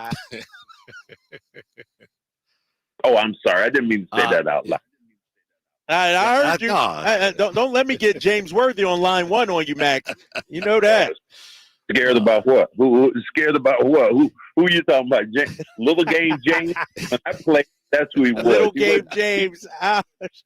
He hadn't gotten to the big game James status. Now, obviously, he was a great player. Our rivalry with them probably was volumes. 1984 when we beat them. Somebody had 28, 8, and 8 in that final number, that 7th game. So I don't think I'm scared of James Worthy at all. If I'm not mistaken, you played in the game where the first 3 in NBA history was made, and with Chris Ford, I think, made the first 3. And now fast forward to today, and in last night's game, the Celtics shot 58 threes, and the Warriors shot 50. First of all, 58 threes for the Celtics. Are they comfortable with that number? And what do you make of the way the game has changed in that regard? Well, the game has changed completely. It is no longer a game of posting up like we did. Here's another stat that you guys probably don't know. The first game that was played in Sacramento, the Clippers, I was on that team, we happened to kick the Kings' ass. So, we'll talk about that. But there was because Kyle, they had the symphony and everything out there and the band. I mean, he's like, really? And that was at the barn, but it was a great place to play. But I'm telling you, you're talking about the 3-point shot and what it's done. 2 guys, in my opinion, have changed the NBA. One was Wilt Chamberlain, and the other one right now is Steph Curry. With his ability to knock down threes has changed the game completely. At one time, what we wanted to see in most games, you wanted to see your team go for layups, go attack the rim. Now, when you have a Keegan Murray, now you're just trying to shoot stuff. So I'm looking forward to this game, but the three-point shot to me, as in some ways, has destroyed the continuity of the game the way I knew it, the way I loved it. Max, you brought up Wilt Chamberlain, and we had a discussion earlier about what Shaq said yesterday in terms of a Mount Rushmore, and should we have the conversation for Steph Curry? Some people seem to overlook Wilt Chamberlain. You grew up watching him, obviously. Where does Wilt rank in your opinion? Because a lot of people say, well, look at the competition he was playing. What do you say to that? Well, he played against one of the greatest players of all time, and Bill Russell. So he saw him quite a few times. I just think he was a freak of nature. He was a unicorn at that time, a 7-footer that could run the floor, could shoot, handle the basketball. Think of the number of free throws. He probably, he makes Shaq's records, probably missing free throws, dwarfs those. And the fact that Wilt Chamberlain missed, I don't know how many, and then I don't know, the 20,000 women he slept with. Is that? Oh, I know y'all can't say that on Drive Time. I'm sorry. No, this ain't cable TV, Max. We can't get into that. We can't. Well, it was 20,000. That's all I heard. So, but Wilt was phenomenal in more ways than one. He was, if you're talking about the Mount Rushmore of basketball, Wilt Chamberlain has to obviously be in there. I mean, there's Russell, there's Chamberlain, those two started out, and then you can go to Jordan and some of these other guys. Cedric, you used to come on with us years ago when we had the Rise Guys show, and you used to talk about 24, how much you love 24, and of course, Bano Udry. But I'm wondering now, what are you, and there's so many options now with streaming, what are your favorite shows? What are you watching now? What is Cedric Maxwell's recommended shows? Be they cable, streaming, whatever. What do you say we got to be catching up on TV? Man, I used to love 24 because I always loved that line. Damn it, Chloe, give me the schematic. I love the way he used to say that.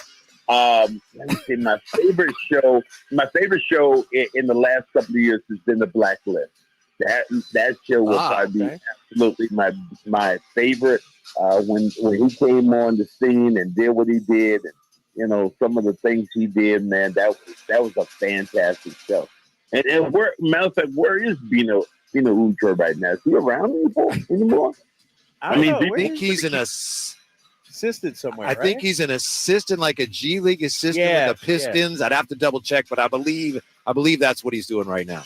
How can you be a G League assistant with the Pistons right now? I talked to Rick Mahorn the other day, who is doing the Pistons games radio like I do. I said, man, what the hell is going on there? He said, Max, I have no idea.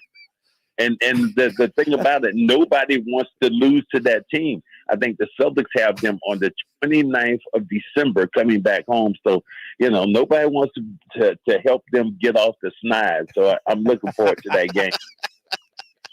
Max, before I let you go, man, you played with the great Nate Tiny Archibald. I know it was after his Achilles injury and everything like that. He was obviously a Royals legend, a Kings legend, if you will. What can you tell me about Nate Tiny Archibald?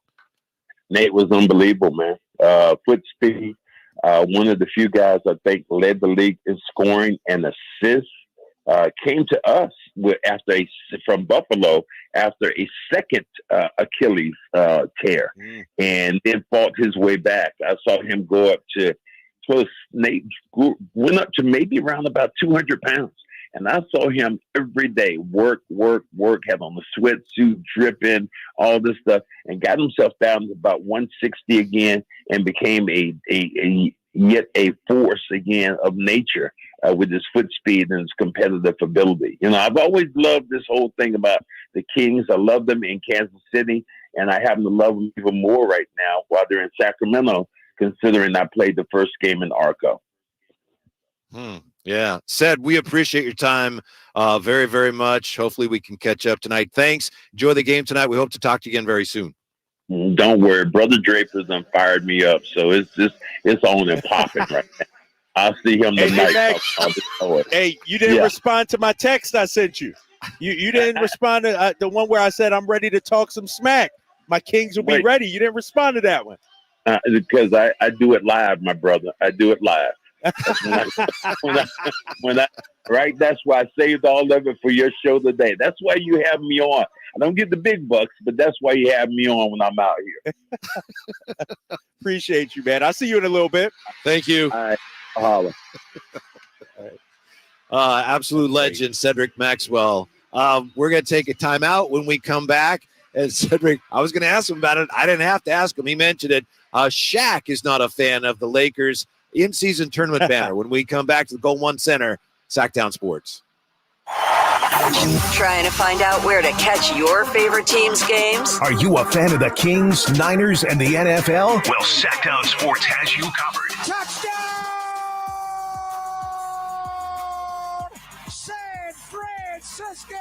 It's all on his shoulders. Cox rocks. He fires for the win. He's got the triple. Catch all your Kings, Niners, and NFL games all year long on Sacktown Sports and SacktownSports.com.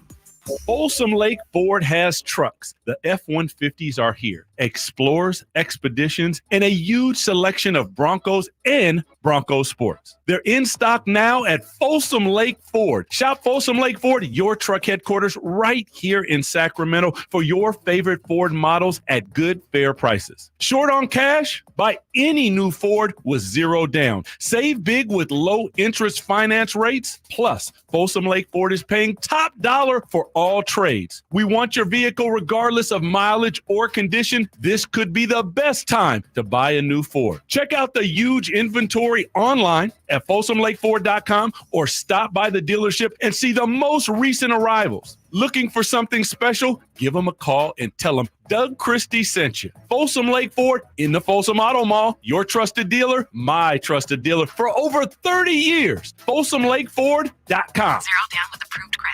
If there's anything more stressful for me than holiday shopping, it's last-minute holiday shopping. That's why I'm so glad I went to Kohl's. I found great gifts at great prices, like stocking stuffers starting at $3.99 and beauty faves for $25 and under. And with a 20% coupon, I got gorgeous silver jewelry under $20, plus iron Kohl's cash. So if you want less stress and more savings, even at the last minute, you know where to go. Select styles, beauty, coupons do not apply. 20% offer ends December 24th. Some exclusions apply. See store or Kohl's.com for details. Discover your dream home at Subcontractors United, your source for all home improvement needs. A talented team of home services experts is ready to make your projects a breeze. No more endless internet searches. Find your contractors in one place. Enjoy stress-free service absolutely free, with no hidden costs and no accounts to set up. Transform your living space into something extraordinary. Visit Subcontractors United today and experience the joy of hassle-free home improvement. Dream big at subcontractorsunited.com.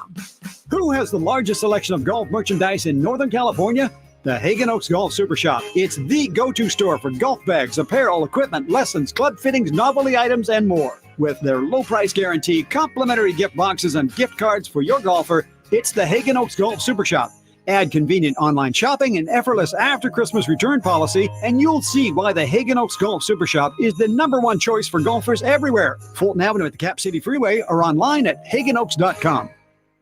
Christmas is in the air at Hanley's Kia. The season of giving back is bringing you an unbeatable deal on all 2024 Kia models. Drive home in style without breaking the bank. Introducing Hanley's Kia incredible leasing option for just $199 a month. Picture yourself behind the wheel of a brand new 2024 Kia, loaded with the latest features and cutting-edge technology. Whether it's the sleek Niro Hybrid with 54 mpg, an EV6 with up to 310 miles, the versatile Sportage, or the family-friendly Telluride. At Hanley's Kia, you can also reserve your luxurious full-size EV9 with 3 rows that has the comfort of a stylish interior and the peace of mind that comes with driving a brand you can trust. Head over to Hanley's Kia, the season of giving back today, located in Davis. New 2024 Kia Niro Hybrid EX for $199 per month for 36 months after $7,999 customer cash due at signing plus $300 military customer rebate. 10,000 miles per year and 20 cents per mile after 30,000 miles based on sale price $30,545 and payment excludes taxes and DMV fees and any dealer fees. Vehicle ID number R5136-138. At Jim Boy's Tacos, you get a ho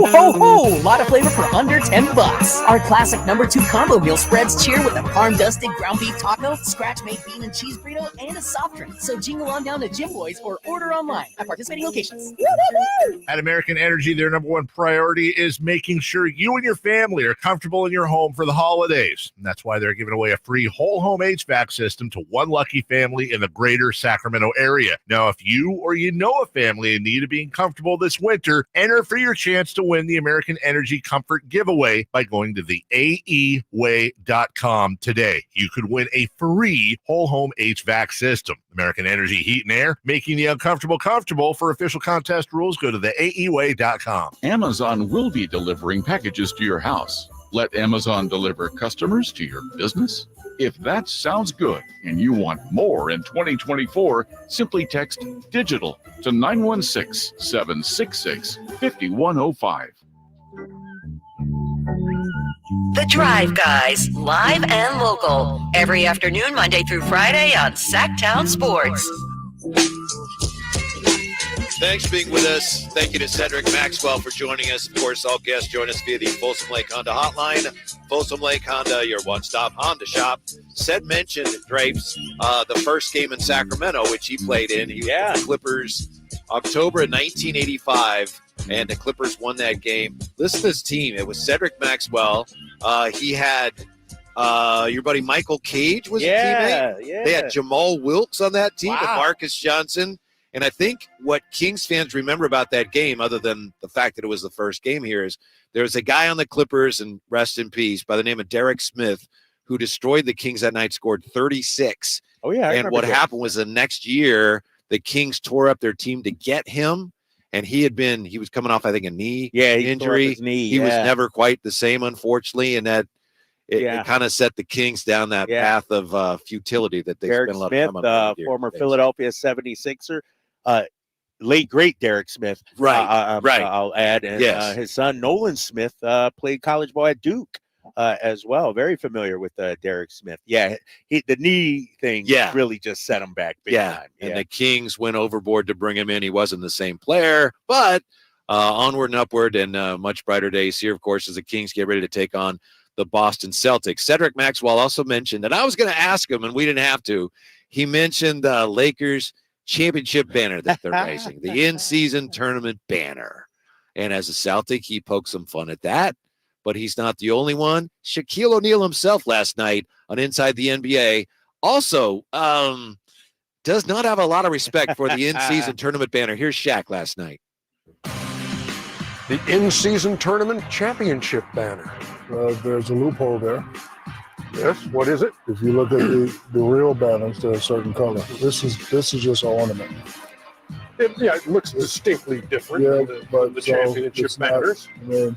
But a lot of people have had comments about the raising of a banner for the in-season tournament. No, it's not a banner because it doesn't look like the other banners. For example, I can't put this So you don't call it a banner? No, I'm just saying I can't put stuff on this thing and call it a Christmas tree. If you look at all the other banners, they're gold. That's not a good analogy. It isn't good because all the other original banners, and that is all the other original banners are gold. This is just an ornament. They won the in-season championship. It's not a banner. It's like it's decoration. You know what? And what he was holding up a Starbucks cup. And he said, I could call this a Christmas tree, but it's not a Christmas tree. Yeah. So he wasn't feeling that Laker pride over that in-season tournament. Yeah, which, is surprising because he's a Laker. I would imagine whatever the organization was comfortable with doing, he would support. I'm okay with it. It'd be different if they hadn't won anything, and then you put that up, and it's like, that's kind of cheesy. You haven't really won anything. But they got 17 banners hanging. I get it. Why not? And who knows, Whitey? Back in 1947, 48 or whatever it was, the first NBA banner, somebody put that up. People are like, you really going to put that up? You really? And then now look at it, I wonder if they did, because I think it was Philadelphia that won the first one. And I wonder if they even thought of having a banner. Well, Shaq probably feels like in some ways that almost tarnishes his legacy. It's like, what we had to go through to win those real actual championship banners, and then they got this thing. So it's easy to put in context though, right?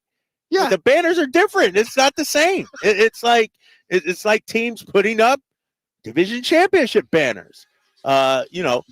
schools There's putting one up right there. Yeah, And exactly. Shaq laughed at that too, by the way. But that's not the actual banner. That's not the banner you play to get in season tournament banner, not the one but because it's the Lakers and that they have 17 real ones, I'm okay with it. Like if it was Charlotte that had won it or something like that, and they threw up a banner, it's like, really? Yeah. It's just not the same. It's not the same. No, old school guys are never gonna, they're never gonna say, "Oh, that's great." But it doesn't matter as long as, like, if LeBron's like, "Yeah, this is great," that's all that really the NBA cares about. If LeBron's on board, if LeBron clearly likes he was. It's like, "Yep, we're fine then." And I wouldn't be surprised if the Lakers talked to LeBron about it beforehand. Hey, we're thinking about what do you think? Sure, go for it. Am I D-Rock says it's a participation banner. Not true at all. I mean, they went out there and they won it. It's a little true. No, is it really? To me, it is. Then everybody should have got it, or what? I was excited. I don't know what happened. I was excited about the tournament. Once the Kings were out and then the Lakers were in it, I just like, this thing's horrible. When the Kings lost to the Pelicans, you were heartbroken. I admit. I don't know. Like, we're not going to Vegas. Oh, this will be great. I was like, oh, this thing's stupid. Right. Exactly.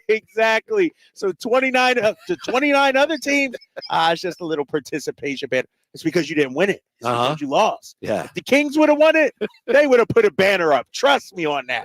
They would have had a banner right up there. By the way, speaking of banners, as you well know, we can't see it from where we are, but Nate Archibald has a banner. Yes, here that's why I brought up Nate. An all-time franchise great, and and I knew Cedric played with Nate. Still the only guy to lead the league in points and assists, if I'm correct. Yes, in a single season. That is correct. Yes, 34 points, 11 assists. He averaged. I think they were the Kansas City Royals. I think is when that happened. I'm guessing he had a high usage rate that year. Yeah, exactly. Yes, if they tracked it back then, the ball was in his hands. Whatever play developed, he was part of it. Yeah, so Nate Tiny Archibald. Yep. We got something special for you coming up, Drapes. This is just for you. Speaking of legends, another day. If it's Brock Purdy, I'm hanging up. We got another 49er legend who is comparing Brock Purdy to Joe Montana. I know yesterday you said the whole Brady thing was too much. So, okay. Too much. This is a former 49er legend. Wait till you hear who. This one carries some weight. Comparing Brock Purdy to Joe Montana. Okay. And we will hear that when we come right back to the Gold One Center on Sacktown Sports. Kevin Herter plays here. It's Herter. He's been hot. He fires. He's still hot. Kevin Herter from downtown has a 15-point first quarter. Sacktown Sports is your proud home of the Sacramento Kings. Hello, Sacramento. I'm Emran Plotty, owner of True Sports Cards and Collectible Store here in Rockland, California, and the host of the True Sports Cards Show that airs right here on Sacktown Sports 1140 every Saturday from 10 to 11 a.m., where we discuss the latest trends, hottest products, and deliver exclusive interviews with other industry leaders. And don't forget to visit our shop, True Sports Cards, at 6661 Stanford Ranch Road in Rockland and see what we have for all your sports card and memorabilia needs. Sacktown Sports is home to the Kings, Niners, and now the business of sports. Hosted by Kelly Brothers and brought to you by Cap Trust, offering customized, independent financial advice at captrust.com. Join Kelly Brothers, Carmichael, Dave, and Jason as they look at the business of sports every Thursday at 7:40 a.m. You want to know how sports really work? Follow the money with Kelly Brothers from Cap Trust on Sacktown Sports. This is Kenny and Jerry from Bell Brothers Plumbing, Heating, and Air. If you're thinking about replacing your heating and cooling system, now's the perfect time to take action. It's Bell Brothers' end of the year blowout, and it's happening now. We've got a limited number of high-efficiency furnace, AC, and heat pump systems in our warehouse. And we're offering $2,750 off qualifying systems if you buy between now and the end of the year. No gimmicks, no games, just a great price for buying now. If you got a quote elsewhere, we'd be happy to give you a second opinion. This is one of our best discounts of the year, but you have to hurry. When the systems are gone, the sale is over. Call Bell Brothers for details and get up to $2,750 off any qualifying high-efficiency furnace, AC, or heat pump system. Our number is 916-444-1234 or online at thenosurpriseguys.com. The No Surprise Guys, Bell Brothers.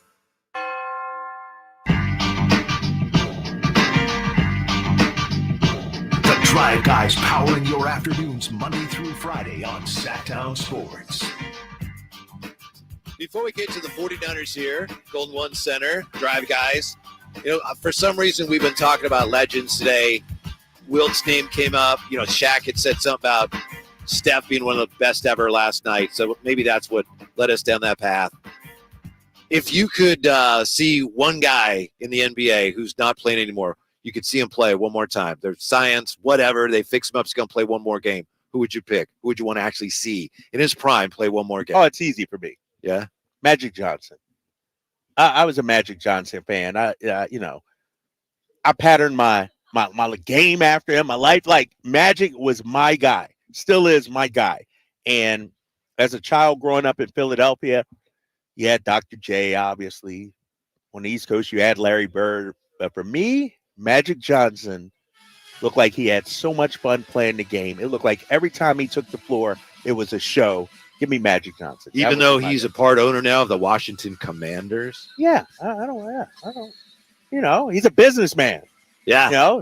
Owner of the Dodgers, part owner, like Magic, outside of some of the off the court stuff he did, he's like who I aspire to be like. Yes. I wouldn't pick him just because I felt like I saw him a lot. It was great. Enough? Yeah. Yeah. And I wish he was still playing, but I feel like I saw him a lot. I would want to see somebody that maybe I didn't see as much. You mentioned Julius. Like, if you're a student of the game, you know anything about the old ABA, the stories of Julius Erving in the ABA. Yes. Where it seemed like he literally would fly from one end of the court to the other. And there's no film of it. Yeah. Because nobody was at the games and nothing was on TV. Right. I'd like to see some of that. Yeah, some of that. Julius, why not Wilt or Bill Rutt? Like, to get an historical context of, all right, yeah, I saw that dude play. And yeah, he was definitely legit. What's interesting about this conversation, there's probably only a handful of, I don't want to say right answers, but right answers. Like, you're not going to pick Scottie Pippen, or you're going to pick a top 10 player of all time, right? Yeah. You're going to pick, somebody that revolutionized the game, changed the game. And so for me, it was Magic Johnson, man. I have a guy that I would put on my list that you might say he doesn't belong on the list. Oh man, who you going to say? Bill Walton. In his prime, pre-injury, yes, Portland Trailblazers, 1977 Trailblazers. Bill Walton. Okay, I get it. No, no. How about Arvydas Sabonis in his prime? Oh yeah, with the Soviets. Because before I'm not a communist, so no. But if you wait, you calling me a communist? Well, I don't know. It's interesting that you went right to that. But. No, but Arvydas in his prime, because remember before he came over, there was all the talk about him, and then when he did, you should have saw him. Yeah, you're right. He played in Russia in the Soviet Union, so I would have loved to have seen him play. In his prime. You know how we talk about guys? You can't win it by yourself. Look at the Bill Walton, that team that he was on, that they won. They had Maurice Lucas, Bobby Gross, Dave Twardzik, and Lionel Hollins. Mm-hmm. Those were the starters, and Bill Walton. And they won the championship. They beat a team that had Julius Erving and George McGinnis. That was a collapse by the Sixers. Caldwell Jones and Doug Collins. Yes, the Sixers were clearly the better team that season. That's a sore spot in Philadelphia at 77. There's no way that the Sixers should have lost that one. No way. Like you said, it didn't go 7. They had all-stars all up and down that roster. Yeah. Was World B. Free on there too, or I no? believe he was. I need to check. Yeah. They had a loaded roster back then. Lost to Bill Walton. And they won the first 2 games, and they lost 4 in a row. Yeah. Bill Walton cooked them. Like, who'd we have at the center? Caldwell Jones, and I think Dawkins. And a young Daryl Dawkins. Yeah. Chocolate Thunder. Yeah. Those were the days, man. So, you're right. Bill Walton, man. People, you talk about players who were robbed because of injury, the Anthony Hardaways, the Grant Hills. You can throw Bill Walton in there, too, in that conversation. Yeah. I read something today about Grant Hill when he was in college dating Jada Pinkett. You ever heard of that? I did hear that. Like, what? I did hear that. Yeah. What? No. Yeah. I didn't know about Yeah. You guys got around, man. Yeah. So did she. I mean, to her credit. Yeah. All right. As we promised here. Oh, yeah. Interesting comments from a 49er legend. When you talk true 49er legends, there aren't that many. When you're talking the elite, you're talking Joe. You're talking Ronnie. Yeah. You're talking Steve. You're talking Jerry Rice. Yeah. Jerry Rice was on Fred Warner's podcast. And here is Jerry Rice talking about who Brock Purdy reminds him of. Jerry Rice. Brock reminds me a lot of Montana, his coolness. He doesn't get rattled. You need your quarterback to be that way. Right. What he's doing, the leadership, his composure. Watching him when he first took over, the velocity behind his throws. Hey, man, tight spiral, catchable ball, like that. I love it, man.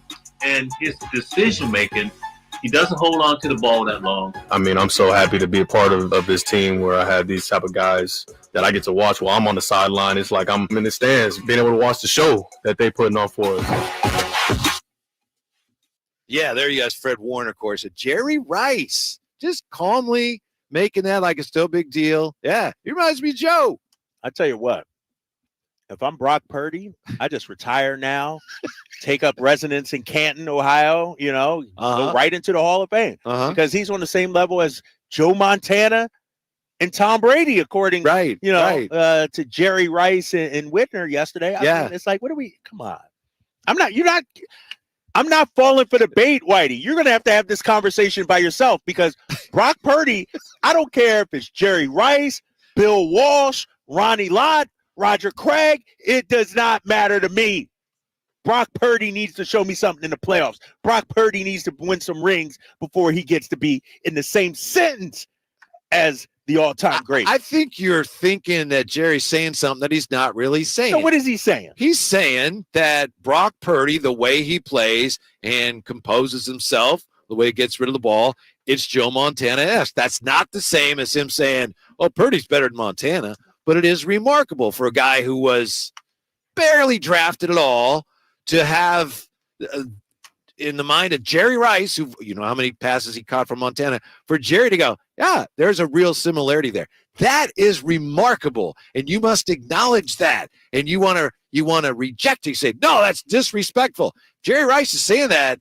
You need to open your eyes to what's going on, brother. Not at all. Jerry Rice is viewing Brock Purdy with the red and gold glasses. Like he's not viewing it from this unobjective, unbiased lens that I am. Like he's hyping up his guy. Now, if somebody from a different team, if Everson Walls or somebody like that, said something like that, all right, okay. But Jerry Rice is part of the family. Jerry Rice on the sideline waving his pom-poms for the Niners now. Come on, man. Jerry Rice, come on. So Everson Walls' opinion on quarterbacks matters more to you than Jerry Rice's. Yes, because he's a guy that played in the secondary, went against Joe Montana. He scouted Joe Montana. He prepared for Joe Montana. Pass over his head to Dwight Clark and said, hey.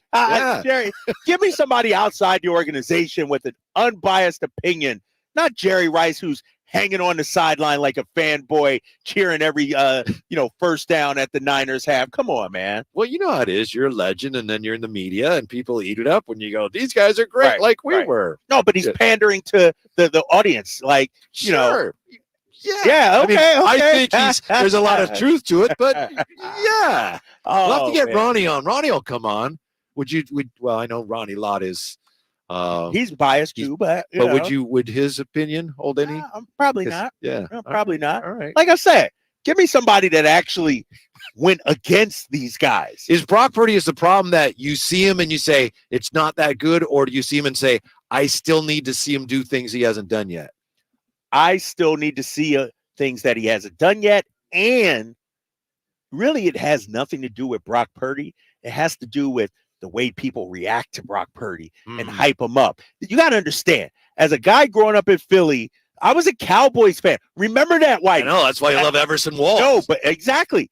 But that's why I hated Tony Romo, because people anointed Tony Romo before he had accomplished anything. And we are anointing Brock Purdy before he has done a lick of anything.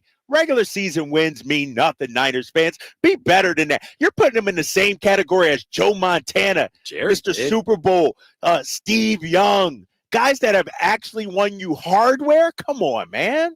It's coming. It's coming. Be patient. By the way, Tony Romo, in your opinion, Hall of Famer? No.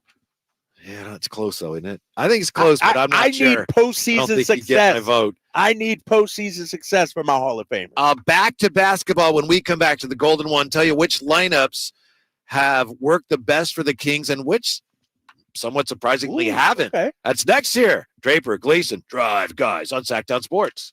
The NFL's leading rusher plays here. The handoff to McCaffrey, walks in the end zone. Handoff to McCaffrey, takes it right down to the goal line. He does his thing again. McCaffrey goes in motion right. Backwards pass led by Juszczyk. A block there. Hurdles a man. 10-5. Touchdown! CMC!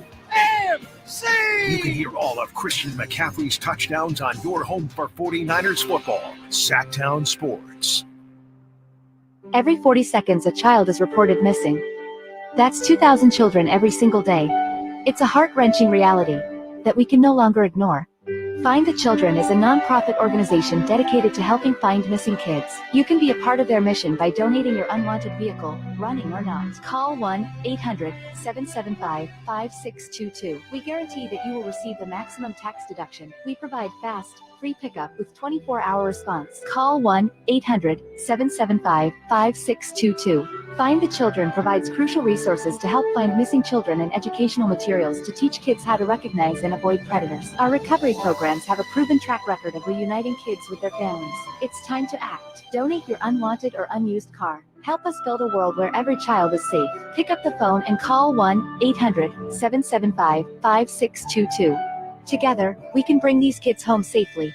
This advertisement was paid for by Cars R Us and Find the Children. It's Credit Christmas at Prestigio Jewelers. Get the gifts you want this year. Prestigio guarantees your credit up to $10,000. It's easy. Have a valid ID, proof of income, and be 18 or older. Prestigio has competitive pricing on all jewelry such as gold chains, wedding sets, diamond earrings, and designer brands like Cartier, Gucci, Bulova, and Citizen. Rebuild your credit, even with a repo or a bankruptcy at Prestigio Jewelers. This Christmas, come for the credit and be amazed by the selection at Prestigio Jewelers. Online at prestigiojewelers.com. As we come together to celebrate the end of this long, long year, Stockton Honda has savings to bring us all cheer. Happy Honda Day savings and selection galore. Stockton Honda's online express purchase and great people give you more. Save on 400 new Hondas at Stockton Honda during Happy Honda Days. Shop in person or online with our express purchase option. Anytime, anywhere, it's all here.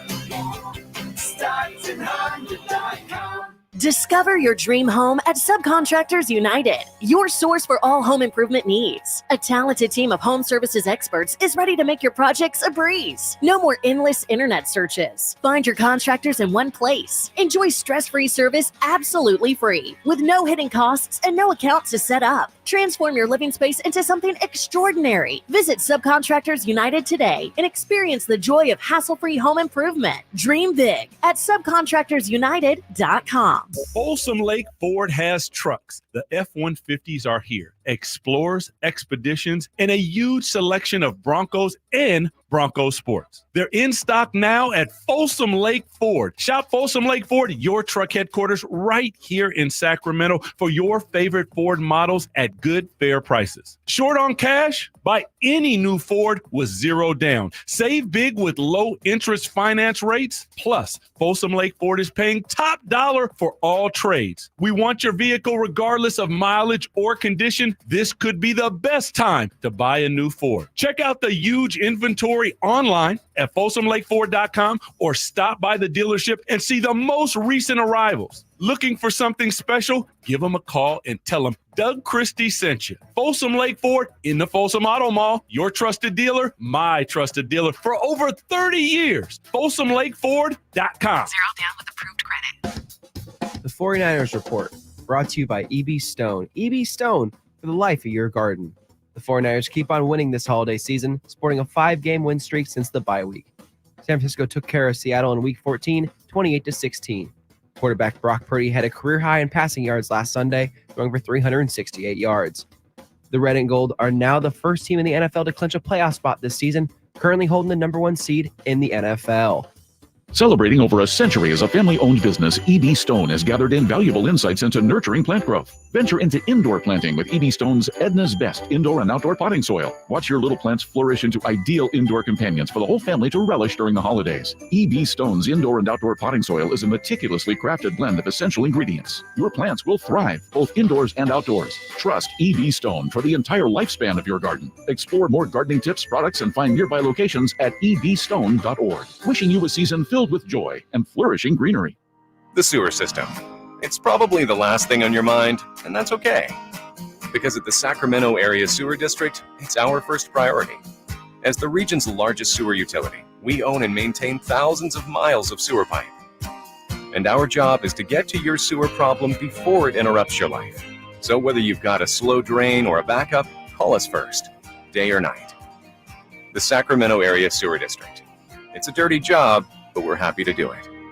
Good Guys Heating and Cooling has a deal going on right now that you cannot miss. This summer was much shorter and cooler than normal, so that means Good Guys is overstocked and ready to clear out their warehouse. They've got inflation-busting pricing on a brand new heating and air system for just $82.99. No other company is offering a replacement system that low. Call Good Guys now at 530-GOOD-AIR to see if you qualify. That's 530-GOOD-AIR for a no-cost qualification appointment. Best service, best price, guaranteed. And that's no bull. License number 1057-618. From the Power Business Technology Toshiba Studios, KHTK-AM Sacramento, KYMX HD2 Sacramento, the only station in Sacramento giving you local sports coverage from 6 a.m. to 6 p.m. Monday through Friday. Sacktown Sports. Live and local, it's the Drive Guys. Watch the show on youtube.com/Sacktown Sports 1140. Or listen on the Sacktown Sports app. And we're coming to you from the Golden One Center. Kings and Celtics tonight. A big, big night. Always special when the Celtics come in. Gleason, Draper. But let's face it, Kyle Draper, the Kings really haven't been playing well against the Celtics. They only see them twice a year, but last year, the Kings obviously were a resurgent franchise, but people in Boston wouldn't know it from those two games the Kings played against them. You know what? And every time we face the Celtics, I have PTSD. I have bad memories. And I'll tell this story. We had Cedric Maxwell on, the great Cedric Maxwell.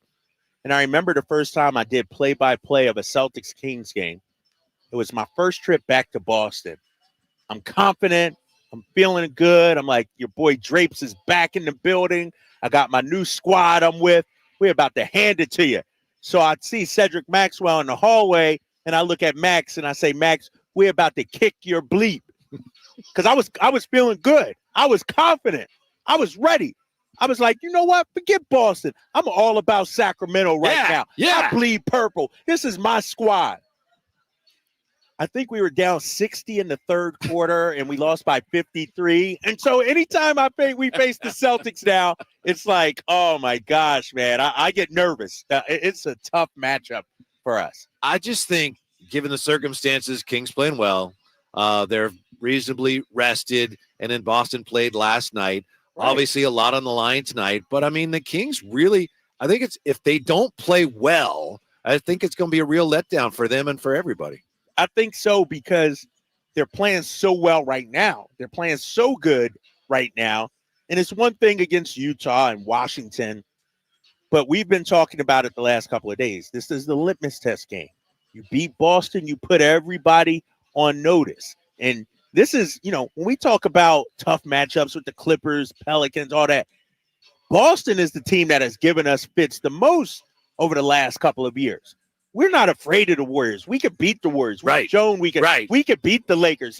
We can beat Denver. Yeah. We've beaten Denver. Minnesota. Come on, please. What?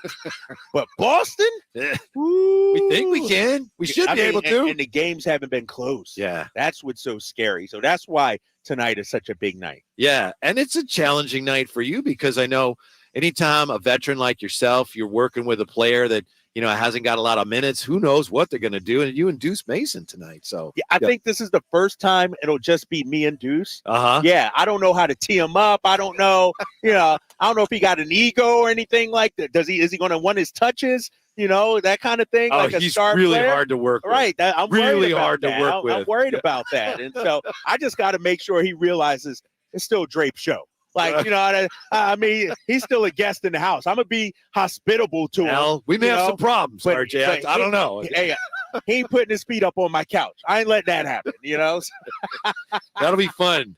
That'll be a lot of fun. He's a great guy. No, I can't wait. As you know. 6:30 As tonight. you know. Yep. Some interesting numbers on Twitter. And there are a look at various lineups throughout the NBA and how effective they've been. And if you break it down to just the Kings, and I think Kevin Fippen had this, some interesting looks. I sent this to Kyle, and I just saw it on Twitter. Yeah. And Kyle, within 3 minutes, was looking at me, shaking his head, going, "No, I don't know about these numbers, Whitey." Well, you tell the numbers. Go ahead. Because I looked at him, and I'm like, and this is how I am, Whitey. I'm a skeptic, Sure. You show me something, I'm looking, all right, something ain't quite right. What's wrong with these numbers? And I found it pretty quickly, so I'll let you go ahead. All right. Harrison Barnes, Domas, Fox, Herter, Murray. That's the Kings lineup that is played the most often. Yep. Right? And I think that's like the 12th most minutes in any lineup in the NBA. And I think they're about 12. So they play a lot. Yeah. So 14 games, you got the minutes. Offensive rating 119.1, defensive rating 105.8. So net rating of that Kings lineup, their most used lineup, 13.3. So that's great. That's a great lineup. Yeah. That's why they play so often. But interestingly, a couple of the other lineups that are among their more effective, and again, this is smaller sample size. For example, let's see here. Net rating 21.2. Net 21.2 for this lineup. Plus 21.2. Yeah. There's a 125.8 on offense, 104.5 defense. So it's a great lineup. Barnes, Sabonis, Herter, Murray, and Keon Ellis. What? Yeah. So that's the second. No, that's the top lineup. In terms of net rating, depending on how you're looking at it. Yeah. De'Aaron Fox on the bench or not playing, but Keon Ellis in his place. Yeah. Okay. Now that's the second most frequent because they played 65 minutes, that group. Again, the starting lineup of 215, so the most minutes. But yeah, that group without Fox, 21.2 is out. One of the numbers that made you go, hey, I don't know about these numbers. Well, that was one of them. Yeah. But then what's the next highest one? This is the one that really was like, wow. Let's see. The 21.1? Yeah. Okay. This is just six games, only 30 minutes. So a short, small sample size. JaVale McGee, De'Aaron Fox, Malik Monk, Vezenkov, and Chris Duarte. Offensive rating 125.8, defense 104.7 for a plus 21.1. Come on, Mike Brown. Good That's thing the Mike lineup. Brown's not a full board analytics guy, man, because De'Aaron Fox might be a 13th man on this roster if we go by some of these numbers you put up on the screen here on the YouTube chat at SacTown. I mean, what does that tell us? What can we extrapolate from these numbers right here? The only thing you can extrapolate to me is that your starting lineup is pretty solid. It's pretty good. And the rest of it is, it's like, there might be something there, but you don't really know. Here's another thing that's interesting, I think. What does it mean? We don't know, but it's interesting. Harrison Barnes, Domas, Fox, Herter, and Monk. So starters with Monk in instead of Keegan, minus 7.2 in 8 games. Not a lot of minutes, but that's a little surprising. Maybe that's a little small. Maybe that lineup's just a little too small. So these numbers that we're looking at, I'm trying to. So you see how we have the starters at 215 minutes, right? And again, that's one of the highest totals in the whole NBA. If any lineup. The next highest for the Kings is Barnes, Sabonis, Herter, Murray, and Ellis. Is that how we're doing it in terms of minutes played together? Yes. And that's a healthy dose of minutes. That's not just one game or 2 games. Like, that's a healthy dose of minutes. That's a big time lineup. Yeah. And if I'm Mike Brown, maybe that's why you're seeing Keon Ellis in that backup role. All right, Fox comes out. Let me put Keon in with the starters, and those numbers look fantastic. Right. Obviously, it's not as simple as a formula where, well, that's the best lineup. The numbers say so I'll play them. Fox gives you things that other guys don't give you. Right. But I think there's some interesting things in there in that little snapshot. Some things that are surprising. And that these are the types of things that there's coaches it's their job to know every one of these facts, right? Yeah. And I think, one of the things I'm taking away from these numbers, if I'm a fan of Keon Ellis, he's on the top 2 of the top 3, I think, in terms of lineups, because you see, and I know it's a small sample size, the Trey Lyles, Sabonis, Monk, Keegan Murray, and Keon Ellis a plus 19.9. I think that says that's a wacky one. Yeah. Yeah, that's a wacky one, right? But if I'm gonna take away anything, first of all, like you said, the starters are good. But Keon Ellis does some good things out on that court. Like, he doesn't hurt you. He's not hurting you out there on the floor. And so kudos to him. This, again, I think is surprising. I'm not saying that it necessarily means a lot, but Barnes, Sabonis, Fox, Monk, Keegan. Did you feel pretty good when that lineup out there? Yeah. Barnes, Sabonis, Fox, Monk, Keegan. So basically, and this is a lineup a lot of people. Yeah. Put in Malik. Yeah. Well, no, Barnes is in. So Barnes is in. You take out Herter. Oh, Herter. Put in Yeah. A lot of people are saying start Malik. Malik over Herter. Yeah. Yeah. Net rating minus 13.3. Defensive rating for that group so far, 131.5. Wow. That team does not, so far anyway, that group has not stopped anybody. No, again, that's a team that a lot of people say that should be the starting lineup. Well, clearly it shouldn't, right? Right. That's why it's not. By these numbers, you're wondering, why aren't they starting? Hello? That's why. Exactly. And that's why analytics and numbers, sometimes you got to use common sense too. Analytics are just one of the tools. Just one of the tools. You can't let them dictate every decision you make, because if so, these numbers say De'Aaron Fox should not be starting. Keon Ellis should be starting. That's your best line. And we that's all probably know, not true. Right. We all know that's not the case. And so those are some interesting numbers that you found there. If I'm a Kings fan, I'm encouraged by the starting 5, though. A plus 13.3 with that starting 5. That's a true representation of what those guys give and what those guys bring, I think. And I know you have the numbers in front of you. I got the numbers. One more I'd like to share here. Harrison, Domas, Herter, Keegan, and Davion Mitchell. Right? So you Fox out of the lineup, Davion in. Minus 16.5. Offensive rating for that bunch. And again, it's only 7 games, 62 minutes, only 92.9 points per 100 possessions. Yeah. Well, what's interesting about that, you look at Harrison Barnes, he's been up and down offensively. Kevin Herter, up and down offensively. Davion Mitchell, up and down offensively. And so there's a reason why that, that 5 would be offensively challenged, And right. So, it's poor Davion. It's just, it's easy for us to watch a game and say, I think he's playing better. Oh, he didn't shoot well that game. But these are things that coaches, again, it's not the be all end all, but they look at this and go, wow, they're not playing well with Davion in there in that lineup. They're just, the team is not producing. Yeah. That's one of the reasons we haven't seen a lot of them. Yeah. And Scooter 916 on the YouTube chat, Sacktown Sports 1140 said, someone explain net rating to me like I'm 5, please. Basically, net rating is the difference between your offensive rating and your defensive rating. Yeah. And so are you scoring more than you're giving up? Yeah, exactly. And the rating system is based on 100 possessions. So if you defended, for instance, that lineup you just talked about offensively with Davion Mitchell, in 100 possessions, you would score 92.9 points. Now, conversely, in some of the other, you look at the one with Barnes, Sabonis, Fox, Herter, and Keegan Murray, in 100 possessions, you would score 130 points. Yeah. You see the difference right there. And so that's what that means. Yeah. And the reason they do it by 100 possessions is because, if you go just game by game, teams play at different paces, and that's not a good measure. You want to do 100 possessions, because that's what, if everybody has the same number of possessions, who's actually scoring the most and giving up the most. Exactly. There you go. Interesting numbers. Snapshot here early in the year as the Kings get ready for a crucial 3-game stretch here. How do they need to take advantage of the sagging Celtics tonight. We're right back with that when we return to the Gold One Center on Sacktown Sports. The Sacramento Kings play here. He's got the triple.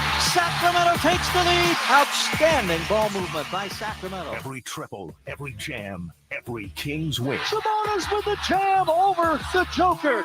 He's got the three-point shot. Get your Kings fix all season long. Right here on your home of the Sacramento Kings. Here's a steal by Fox, the breakaway. He's got the rip with the left hand. Sacktown Sports at sacktownsports.com.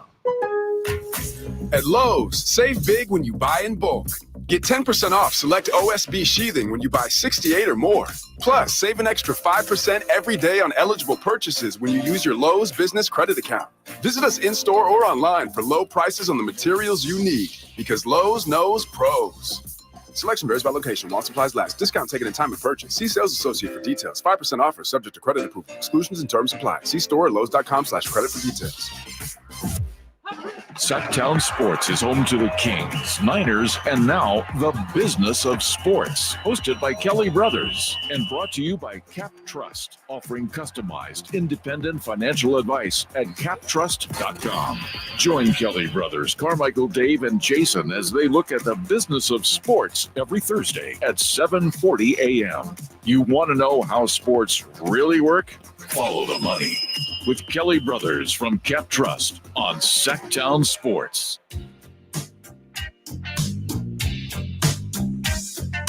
Your afternoon home for Kings talk and so much more.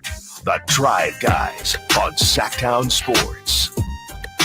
Can't tell you how much we appreciate the fact that you listen, your participation here, YouTube chat, the text line, and then, the text that we get. And people, I got to tell you, Kyle, as you probably know, people really enjoy the back and forth on, Brock Purdy. I got a couple texts yesterday from my guy, Marcus Payne. Says, I was listening to the Brock Purdy convo yesterday. Love the antagonizing of Drapes. Had me cracking up this morning on the way to the office. And then Dan Grimes, I just heard from him on Twitter. He says, I'm going to give your dude a break. He must not know who Jerry Rice is. Oh, somebody said that?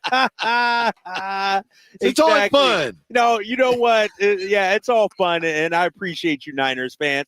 I got to ride or die for my team. I'm an Eagles guy through and through right now, and so I got to ride for my squad. Sometimes the attacks get personal. Those are nice texts, but then that's no bueno. Then I look. I don't know what's worse: Drape's daily takes on the radio, or his play-by-play for Kings games. That's somebody from the 209 hanging out in his mom's basement right now, eating ramen noodles by himself in his underwear and PJs. Come on, clowns. You know how it is, though. And again, that's uncalled for. But it's true, right?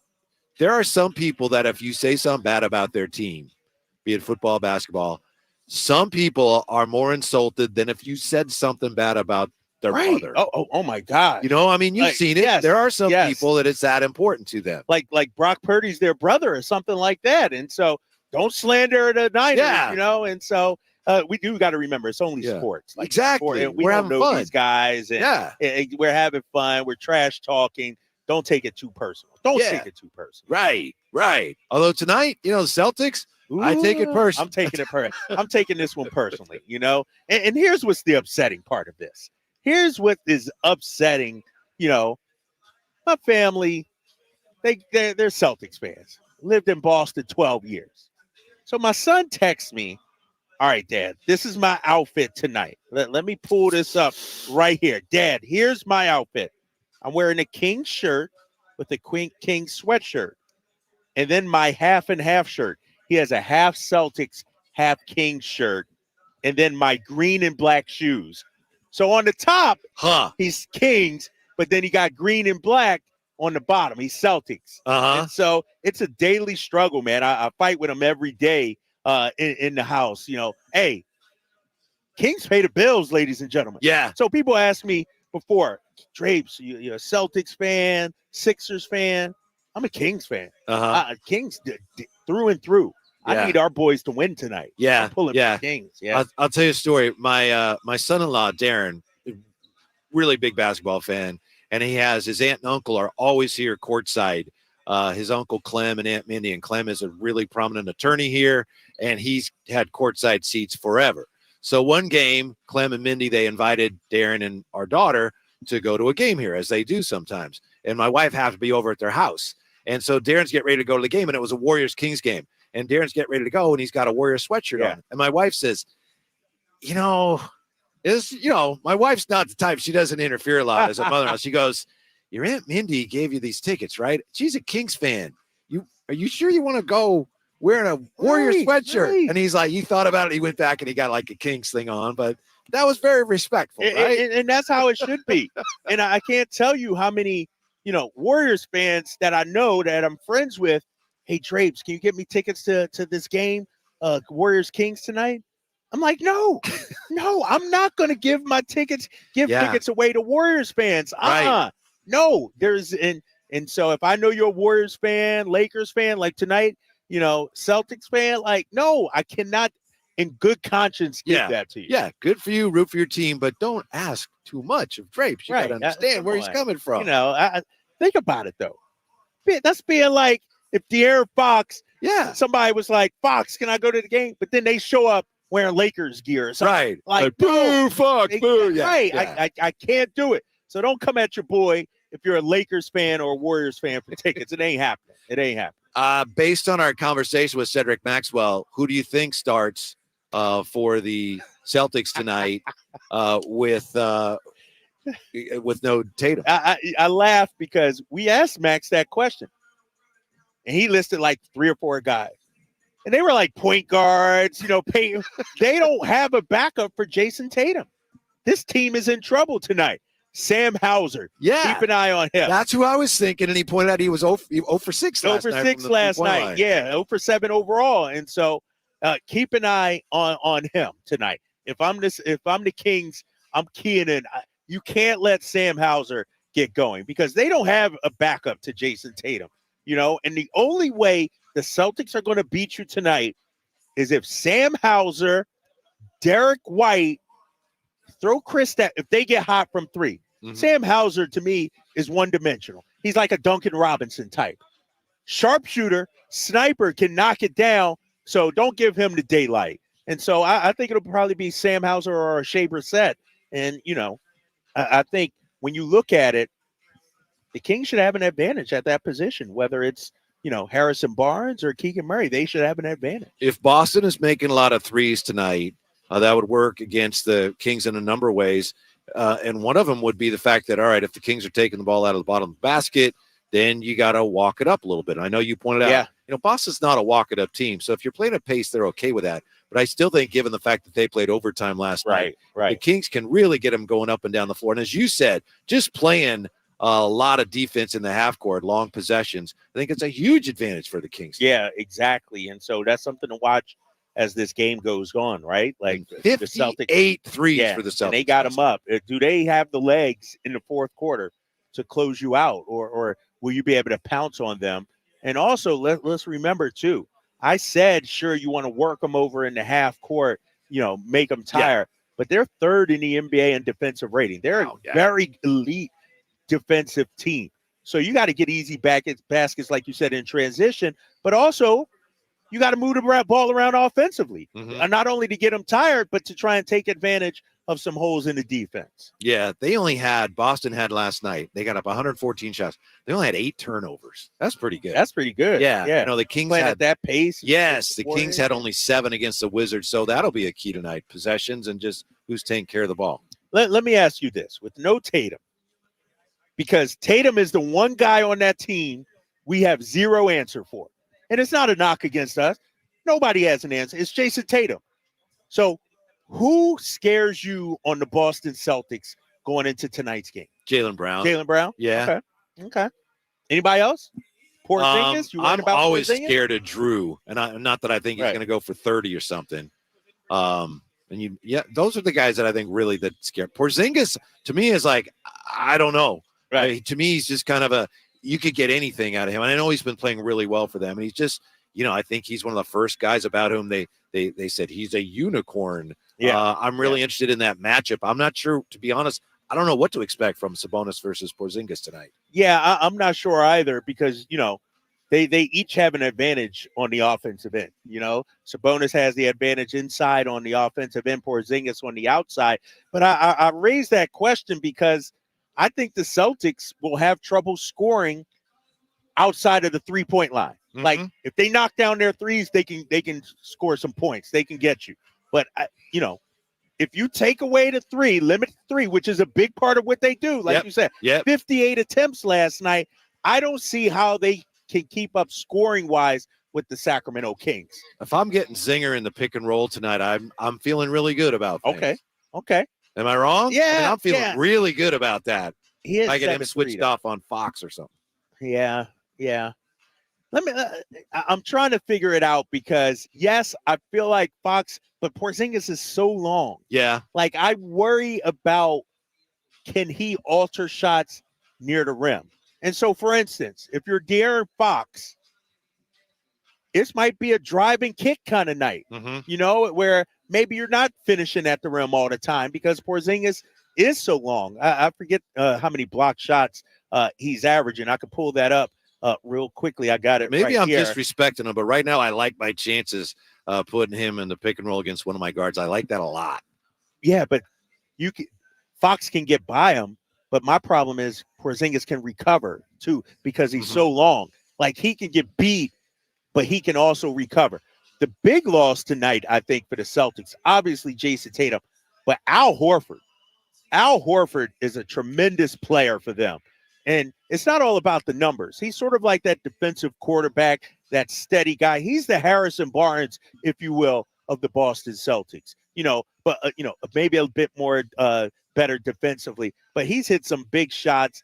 He communicates on the defensive end. He just doesn't play back-to-backs, right? Yeah, he doesn't play back-to-backs. And so that's why they kept Kristaps out last night because they knew they wouldn't have Al Horford tonight, and they needed Porzingis. So this should be a fun one. We've talked. The Kings should win this game. This would be a big win. No Jason Tatum. They should win tonight's game. Yeah. Neemias is a good chance he's going to play a really large role in this game. Yeah, he is because no Al Horford, no Luke Cornett, also their other backup big center. And so I think Nemi would be the backup big behind Porzingis. And so he had a tremendous game last night, 10 points, 10 rebounds. And so I wonder what kind of ovation.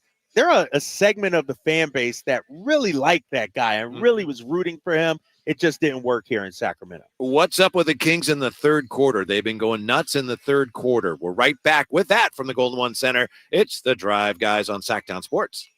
You never know what you might hear when listening to a Sacramento Kings game. Out of Keegan, going for another triple. Man, is he feeling it. Keegan, can he do it?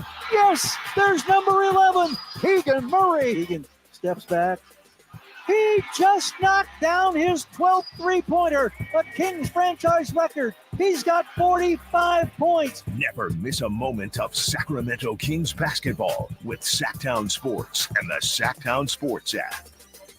Sacramento weather is brought to you by the Arnold Law Firm. I'm Mark Finan in the KCRA 3 Weather Center. Skies will stay cloudy through the night tonight with occasional rain. The rain will decrease overnight, and tomorrow will be a dry day. Look for afternoon temperatures in the mid-60s. Get the latest forecast on the KCRA 3 News and the KCRA 3 app. The Arnold Law Firm has seen how a collision can turn anyone's life upside down in a heartbeat. So remember to be a little more alert on the road and stay safe. The Arnold Law Firm, providing real justice for you since 1975. Call 916-777-7777. Whitey here reminding you that not all grills are created equal. Give your family a real treat. Bring out all the flavors of the holidays with the amazing Napoleon Prestige line of outdoor cookers. My Napoleon Stainless Steel Pro Series gas grill is turning me into a pro. Napoleon Grills has features other grills can't match. They're built different, built better, built to last, complete with a lifetime warranty. I may never want to cook indoors again. All made with premium steel that boasts absolute quality. Just go to Napoleon.com for your nearby Napoleon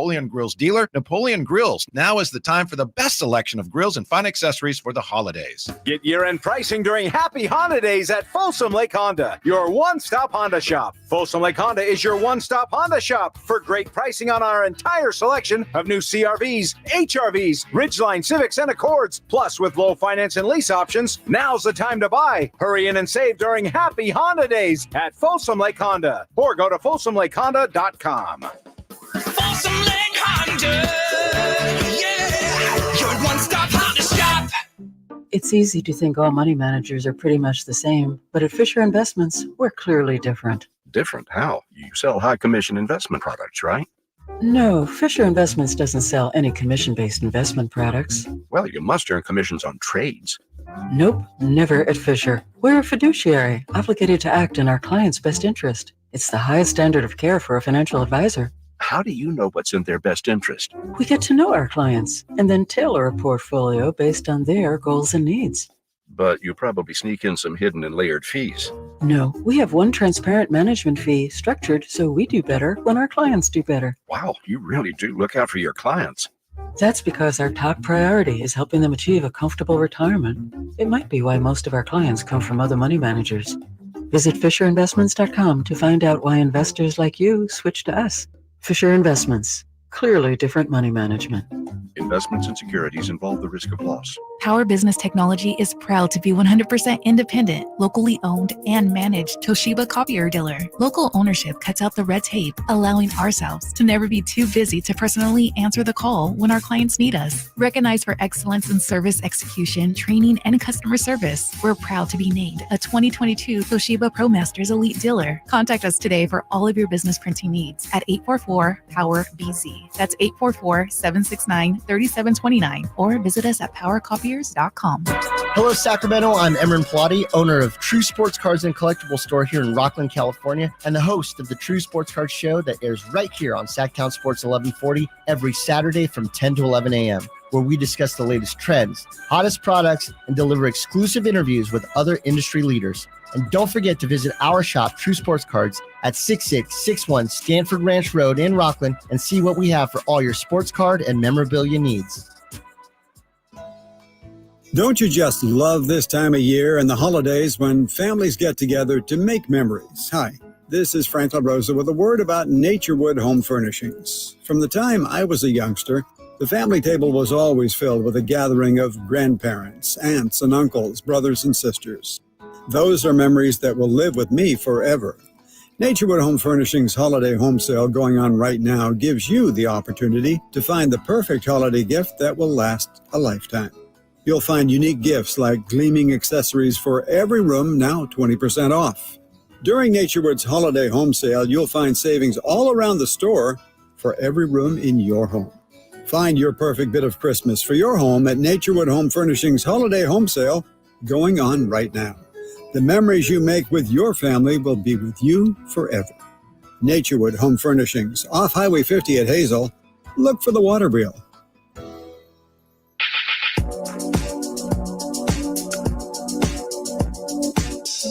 The Drive Guys, live and local. Every afternoon, Monday through Friday on Sacktown Sports. All right, Kyle Draper, have you found your Porzingis block numbers yet? Because I'm telling you, I love the idea of getting Zinger out there in the open floor, the pick and roll. Fox goes right by him and scores. And I know you're saying he can recover. No, he can recover at his length, averaging 2 blocks a game over his last 6. Not bad. I believe it is. That's something. Yeah, he's solid, man.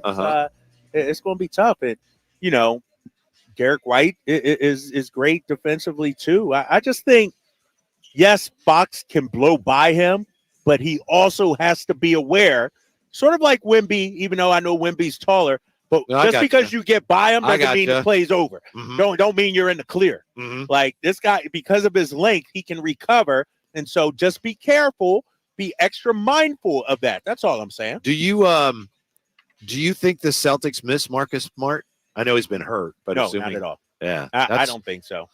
I think, and I thought he was a pretty big part of. I agree with you, but he was a pretty big part of their team last few years. So. He was. Yeah. They you talked to Al Horford, and he said it in the past. Marcus Smart was their heart and soul, but you replace Marcus Smart with Drew Holiday, who's equally as good defensively. And more efficient better decision maker, more efficient on the offensive end. Right. So it was no doubt an upgrade. And you allow Jaylen Brown and Jason Tatum to be the leaders of that team. The thing about Marcus Smart, as great of a player he was, great of a teammate, he had a strong presence, a strong voice in that locker room. Mm-hmm. Now that's no more. Now that voice belongs to Tatum and Brown. they are your unquestioned leaders of this team. Hey, dear listener, do you hear the Celtic love starting to kind of just a little bit? You hear it in there. You hear it in there a little bit. It's understandable, of course. Kings fan, no. They know Drape's ride or die with Sacramento. I know you were there a long time. I understand that. You know that team very well. No, but I'm a hater. Because you know why? When they were playing the Warriors in the finals, I was cheering for Golden State. Really? Yes, because I was in the way you feel about Warrior fans. I have a hard time believing. I was in the gutter with those guys talking about the Celtics. Yeah, I was there when they won 25 games. I was there when Jaylen Brown and Jason Tatum were drafted, and they came up short in the playoffs. Now that I leave, they want to try and win a championship ring? Heck no. I'm a hater, Whitey. I have readily admit that. I was hating on those dudes. I was like, don't win it now that I'm gone. Because here's the thing. I came in 2009.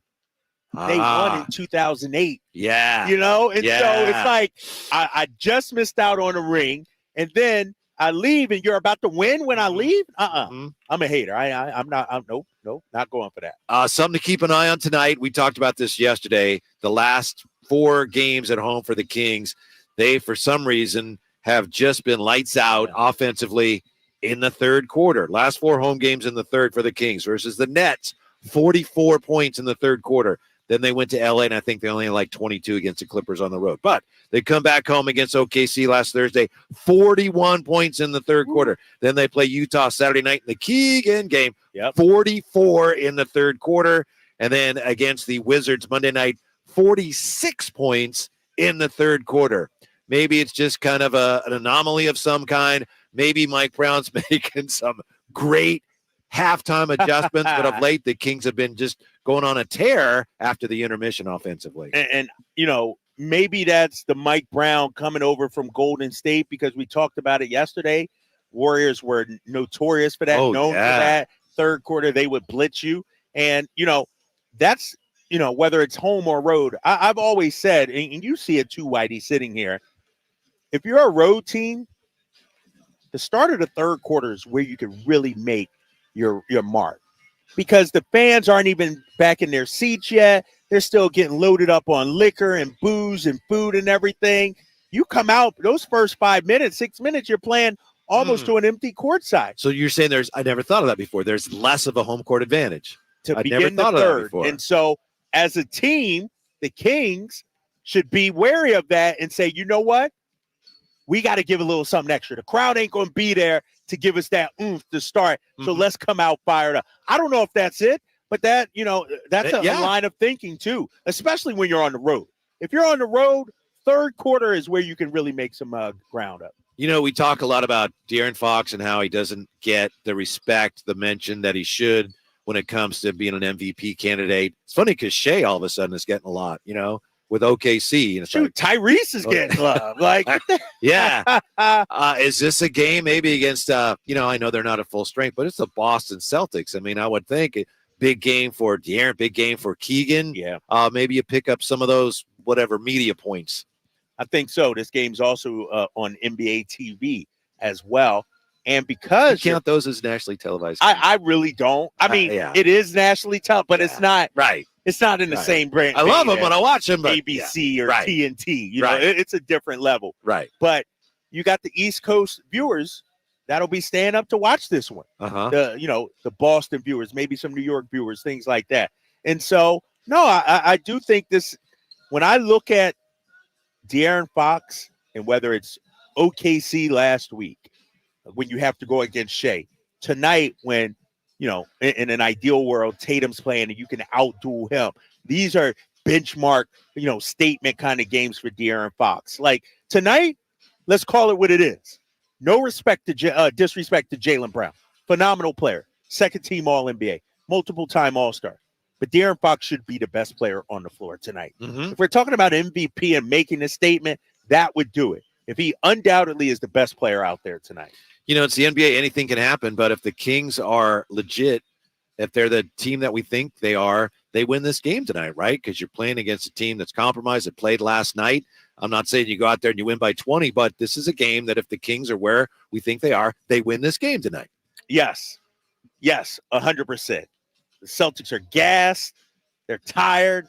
short-handed, battered, bruised. Uh-huh. You know, wounded a little bit after Steph Curry put him to sleep.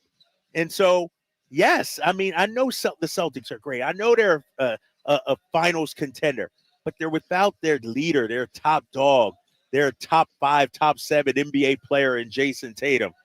This is a statement game tonight for Sacramento. You win this.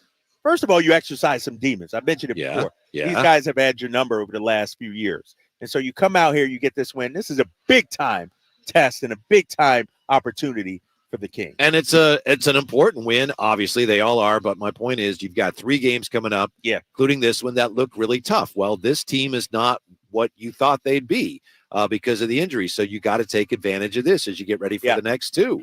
And let me ask you, this is a 6-game homestand. You win tonight, at worst, you're 4-2. Mm-hmm. I think before, this trip started, we would all be like, okay, I'll take 4-2. That's solid. Right. Against these teams and everything. Mm-hmm. And so that's why tonight is such a big game. You got an opportunity here, Sacramento. And, I said it yesterday, and I firmly believe this. There's no reason, based on what I've seen the first 25 games of the season, that the Sacramento Kings can't be a top 3, top 4 team in the Western Conference. And a win like this, you beat Boston. That's one of those games where maybe at the beginning of the season, all right, we might go 0-2, but you beat Boston. Maybe this takes away from a Houston loss or something. It balances out in some way. You know what I need to see from the Kings? And I don't want to see it tonight. I want to see them make all their threes. But just like you talk about Brock Purdy, I want to see him do this. I want to see the Kings beat a good team when they don't shoot the 3-ball especially well. Ideally, they shoot 3-ball well every night. That's great if they do. But I want to see them find another way to win when the 3-ball is not falling for them. That's what I'd like to see. Win ugly. Win dirty, when everything's not clicking. Right. When everybody's not firing. Show you've got that other gear that has been developing. And I think, as we look at this Kings team, that's one thing we're all waiting for. Like, all right, if the 3 balls are not falling, what's our counter? What's our backup? What else can we do? And so I'm with you on that. I'd like to see that also. Ideally, it'd be a defensive win. You know what? We held them to 89 points. Yeah. Something like that. That would be the ideal scenario. How about is foul trouble a problem tonight? Do the Celtics tend to get to the line? Are they good at getting to the foul line? They do. But, they get to the line, and they also, Tatum's not playing tonight, but they also may lead the league in whining to the official really? Stat. Oh, yeah. All right. Oh, yeah. Tatum's a big part of that. Jaylen Brown does it as well. And the thing about the Celtics is they can get rattled mentally. They can get caught up in the officiating and things like that. And, this might be one of those games where the mentally tougher team play through the whistle. Don't let the officials bother you. This could be, that could be what dictates the winner of tonight's game. Top of the hour, Brian Scalabrini is going to join us, Celtics broadcaster, former Celtic. He was a Warrior coach for a while, too. Yes, he was. To that. And when we come right back, Folsom High legend Jake Browning is apologizing, but is his apology necessary? That's next with the Drive Guys on Sacktown Sports. It's the best team in the AFC versus the best team in the NFC on Christmas in San Francisco. Murray back. Murray time throws. Intercepted. Charvarius Ward running back the other way. He's gone. The 11-3 Baltimore Ravens bring their talent out west to face the 11-3 San Francisco 49ers. Game time at 5:15 Christmas night on your home for 49ers football. Sacktown Sports and the Sacktown Sports app. Get ready for the Gin Blossoms at Gold Country Casino Resort. Get your tickets now at goldcountrycasino.com. The Gin Blossoms. January 13th at 8 p.m. Only at Gold Country Casino Resort. Must be 21 or older. At Ashton & Price, we get injury victims to yes. Experience, yes. Ashton & Price has been around for over 25 years. No more insurance companies? Yes. Our clients focus on getting better, and we handle all the rest. Results? Yes. We've collected over $100 million for injury victims. No fee until we win? Yes. Our clients pay nothing until we win. Ashton & Price, the best at getting to yes. Remember, for the best advice, don't think twice. Call Ashton and Price. It's Credit Christmas at Prestigio Jewelers. Get the gifts you want this year. Prestigio guarantees your credit up to $10,000. It's easy. Have a valid ID, proof of income, and be 18 or older. Prestigio has competitive pricing on all jewelry, such as gold chains, wedding sets, diamond earrings, and designer brands like Cartier, Gucci, Bulova, and Citizen. Rebuild your credit, even with a repo or a bankruptcy, at Prestigio Jewelers. This Christmas, come for the credit and be amazed by the selection at Prestigio Jewelers. Online at prestigiojewelers.com. As we come together to celebrate the end of this long, long year, Stockton Honda has savings to bring us all cheer. Happy Honda Day savings and selection galore. Stockton Honda's online express purchase and great people give you more. Save on 400 new Hondas at Stockton Honda during Happy Honda Days. Shop in person or online with our express purchase option. Anytime, anywhere, it's all here. StocktonHonda.com. Winter is coming. I know you know that, but are you prepared to keep your family warm all season long? At American Energy Heating and Air, their goal is to exceed your expectations of the heating and air industry by valuing the customer experience and making your home comfort system as efficient as possible for the most value.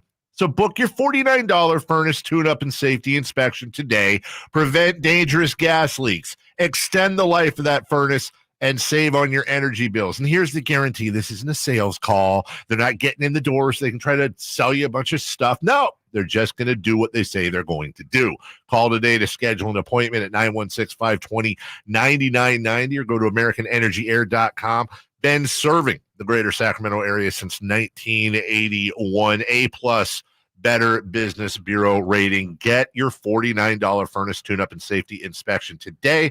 916-520-9990. American Energy, making the uncomfortable comfortable. Carmichael Dave here for Jiffy Lube, your proud sponsor of the Drive of the Game. Now listen to every Kings game for Gary Gerald's Drive of the Game call. Then listen to Jason and myself the next morning for a chance to win a $100 Jiffy Lube certificate, courtesy of all the Jiffy Lube locations in the greater Sacramento area.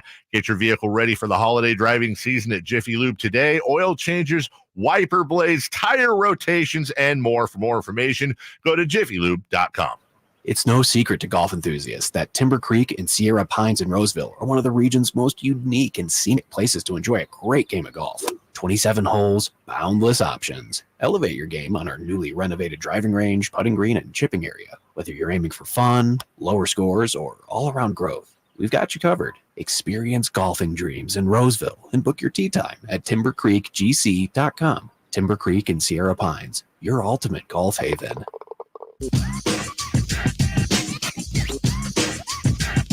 The Drive Guys powering your afternoons Monday through Friday on Sacktown Sports.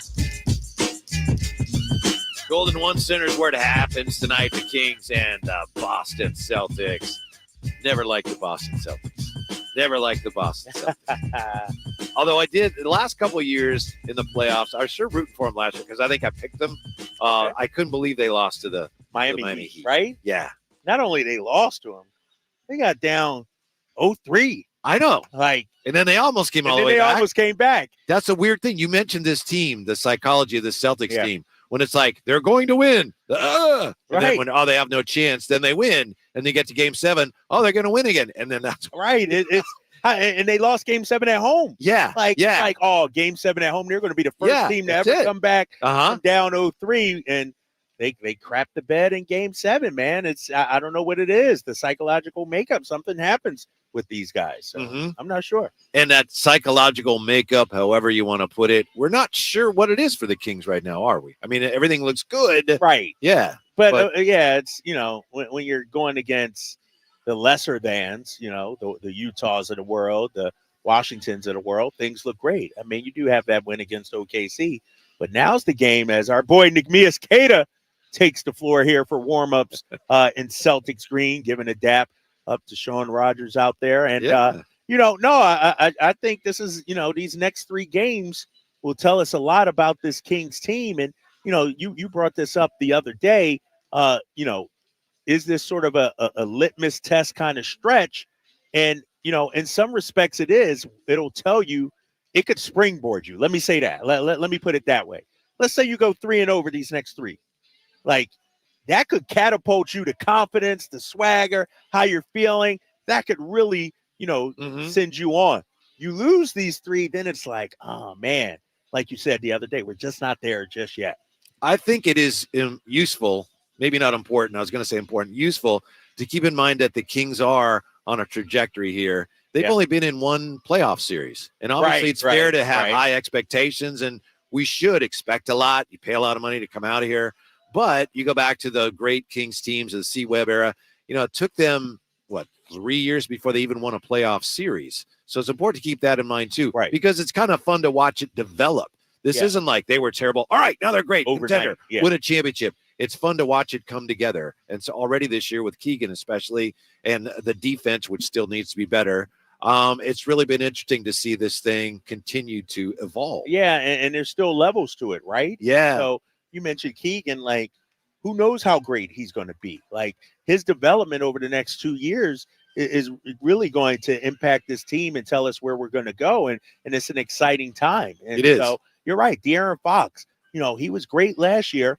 He came back even better this year. How fun is that to watch? A guy like Keon Ellis on a 2-way deal, now all of a sudden they're going to have to convert that maybe to a standard contract at some point because he only has X amount of games he's allowed to play as a 2-way player. And so it's an exciting time. What's interesting as I watch the Celtics, some of the Celtics out there warming up, I don't know, and maybe I missed it, Whitey. I didn't see our young guys, the Kobe Jones, the Slausons, those guys warming up. Maybe Stockton has some a game tonight, the Stockton Kings. But, usually we see those guys putting in some early work. Right. I don't see it so far tonight. Yeah. Interesting. Yeah. Shifting gears just a little bit here. We were talking yesterday about quarterbacks, and of course, Folsom High legend Jake Browning. Yeah. It's been an incredible story what he's doing. He's got the Bengals back in playoff position after it looked like when Joe Burrow went down, it looked like, they're probably done. Last Saturday, a miraculous comeback for the Bengals and Jake over the Vikings. And after the win, Jake Browning found a camera and said, "They never should have cut me," in reference to his time with the Vikings. He explained in his post-game press conference he really didn't care for how the Vikings handled his departure in 2021. The Vikings now, though, they have a different head coach and general manager. But Tuesday, he said you keep it all pent up and then it comes out.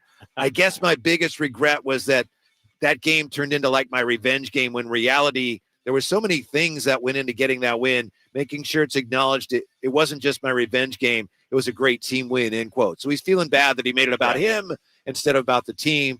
I don't think any apology is necessary. He's allowed that, right? Yeah. He's allowed to have that thought and that emotion come out. In his opinion, he got wrong. They gave up on him. And I don't care if it's different people. Right. Tell that to Klay Thompson. Every time he plays the Kings, like, those are the guys that didn't draft. It's the uniform, right? Yeah. You see the uniform, the team name, whatever it is, you mark it on your schedule, and you know what? I'm going to show them. And that's what he did. And he's been, one of the best stories. And the thing about him, too, I'll add, we've seen this year the quarterback position, some guys come in, Josh Dobbs, what he did with the Cardinals and the Vikings, but now he lost his spot. Like, Browning looks like the real deal. I know it's early. I know it's soon, but he's the guy the rest of the season competing, for a playoff spot and a local product at that. It's one of the best stories in the NFL this season. He said he wishes he took more time to highlight the contributions of his teammates rather than what he said was his authentic reaction to his personal history with the team. But yeah, it's his authentic reaction. He really felt that way. Exactly. So that's fine. But that is great, right? Apologize. I mean, that's a leader coming out later and going, "Oh, you know what? It's not about me. It's about the team. My guys, the team." Yeah. Yes. And he shouldn't have to apologize for an authentic reaction. But I get it because, when you look at it, we all have those feelings. But he recognizes, you know what? For the betterment of the team, I want to make sure I include my guys as well. Yeah. And so throwing them a bone, including them, it's going to pay dividends. It's going to go a long way. By the way, you know who looks great is Joe Flacco. Right? Yeah. They dusted him off and was like, he looks great. Yeah. I'm going to text. Scal just said, be there in 5. All right. So he's on his way. Brian. All right. Scalabrini. Looking forward to that. The great Brian Scalabrini will join us when we come right back here at the Golden One Center to Drive, guys. Kings and Celtics tonight, Sacktown Sports.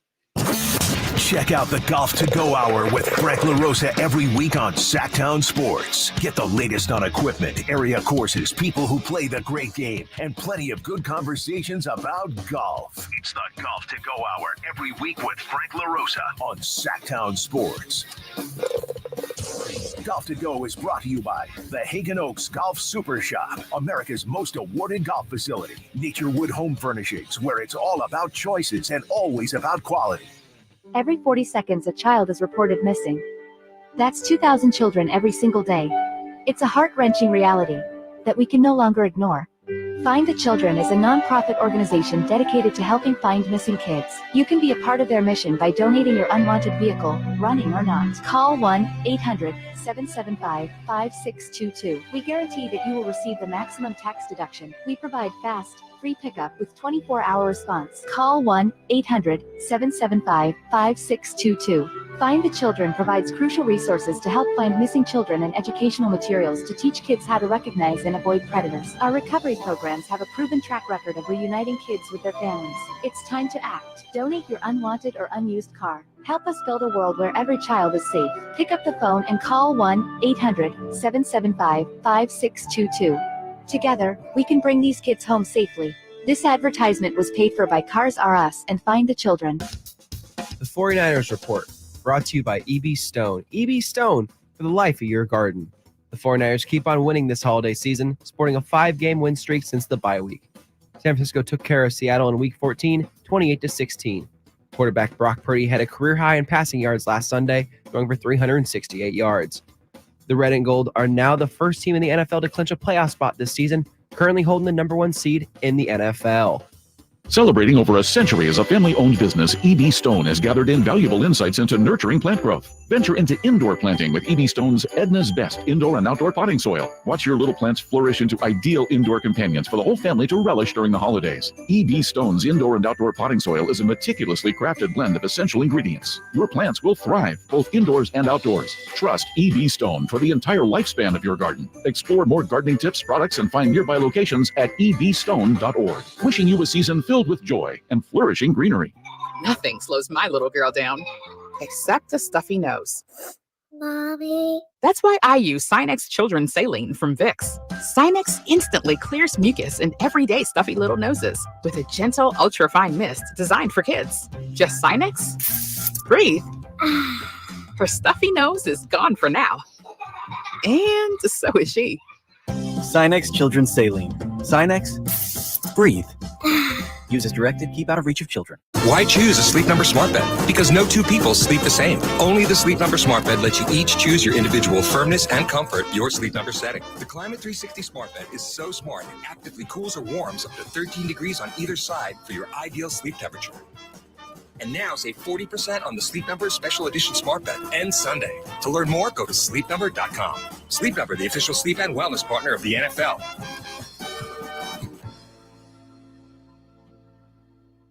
This holiday season, visit Boot Barn for top quality gifts that pay tribute to the lasting heritage of the West. From handcrafted cowboy boots and American-made felt hats to hand-stitched leather jackets, our in-store experts will help guide you as you shop, assisting with boot fitting and providing complimentary hat shaping. This holiday, share a piece of the American spirit. Boot Barn. Unwrap the West. Discover your dream home at Subcontractors United, your source for all home improvement needs. A talented team of home services experts is ready to make your projects a breeze. No more endless internet searches. Find your contractors in one place. Enjoy stress-free service absolutely free, with no hidden costs and no accounts to set up. Transform your living space into something extraordinary. Visit Subcontractors United today and experience the joy of hassle-free home improvement. Dream big at subcontractorsunited.com. Golf to Go is brought to you by the Hagen Oaks Golf Super Shop. Here's Frank LaRosa. I'm filled with gratitude for the Golf to Go show guests who have trusted us with their time, their thoughts, and their dreams. People like NBC's Peter Jacobson, Angie Dixon from First Tee Greater Sacramento, former 49er great Steve Young, Sir Nick Faldo, the heralded team at Hagen Oaks like Ken Morton Jr., Tom Morton, PGA Golf to Go's resident on-air playing coach, Mike Woods, PGA Director of Golf, and all the PGA professionals and guests who have entertained us over this year's 52 shows. Thanks also to you, our loyal listeners who are there every week with compliments and suggestions when we might hit it out of bounds. Thanks also to the game that brings us all together, to the millions of men, women, boys, and girls who play the game. Thanks to the able-bodied, and thanks also to the programs that nurture those in need of a lift, like the California Eagles, PGA Hope, and many more. Thank you to Scott Marsh. We are fortunate to have lived life and had a chance to play the game. If that's your golf to go, I'm Frank LaRosa. From the Power Business Technology Toshiba Studios. Your home for Kings basketball for over 25 seasons. No look, Bibby to Weber, down the lane, flying jam. There's your play of the night right there. It's inside is Sabonis, a two-hand rip, a brilliant pass from De'Aaron Fox. KHTKAM Sacramento, KYMX HD2 Sacramento. Sacktown Sports. Your afternoon home for Kings talk and so much more. The Drive Guys on Sacktown Sports. From the Golden One Center, Kyle Draper is getting dressed as we speak for his TV work, and let's hope tonight the Kings undress the Boston Celtics. Former Celtic and analyst Brian Scalabrini should be joining us here. Any minute, yes. Making his way up here. He may want to duck us because this may not be an enjoyable night for the Celtics. He still might be in his feelings off the last night too, as well. Licking his wounds and everything. And Northern California has not been hospitable to his squad so far. And to think about it too, the weather's pretty bad. Here he comes. I see him up there. He's looking at us. Oh yeah, yeah. Big Red Mamba set to join us. He's coming up now. But I'm not going to take it easy on him. Like, I don't think the Kings will take it easy on the Celtics tonight. Good. So yeah. Well, they need a road win, right? That's 4 straight road losses for this Boston team. Yeah, 6-6 on the road. And they've been feasting on an inferior Eastern Conference, too. Let's, if we want to break down their schedule, I think this is only their 4th game against a Western Conference team. And so, you all right, big Brian? dog? Yeah. You good, big fella? You come in here hot. Yeah, right here. We're going to get him on because I'm upset with him sir? right now. Kevin. That's Yeah. Kevin Gleason right there. Brian Scalabrini set to jump on. Yeah. I got some things, a bone I want to pick with you, Scal. Right now? Yeah. First of all. Wait. First, hold on. Slow down. Yeah. Slow down. Are we on air? Yes, sir. Come on, right And now. you're coming hot like this? Coming in No, hot? because I'm What is looking at that? my phone. I said 5 o'clock. It's 5:01. If it was KG or Paul Pierce, one of you on their podcast, you would be on time. I'm just saying. I apologize. No, it's Brian. not. That's- Do we have to do I have to go out and say it? You ain't them. Can I just say thank you for coming up? I appreciate your but time. tell him he ain't them. Yeah. Come on. Yeah. Out here, I'm the KG of Sacramento, big No, dog. you You should- know? he said that same line in Boston. Yeah. I hear that same line, like I don't that statement, fake it till you make it. That's Kyle. He be For like faking the it. last 20 years, I've been trying. Yeah. I've been trying. He ain't faking it as some low level guy. He faking it as a top dog.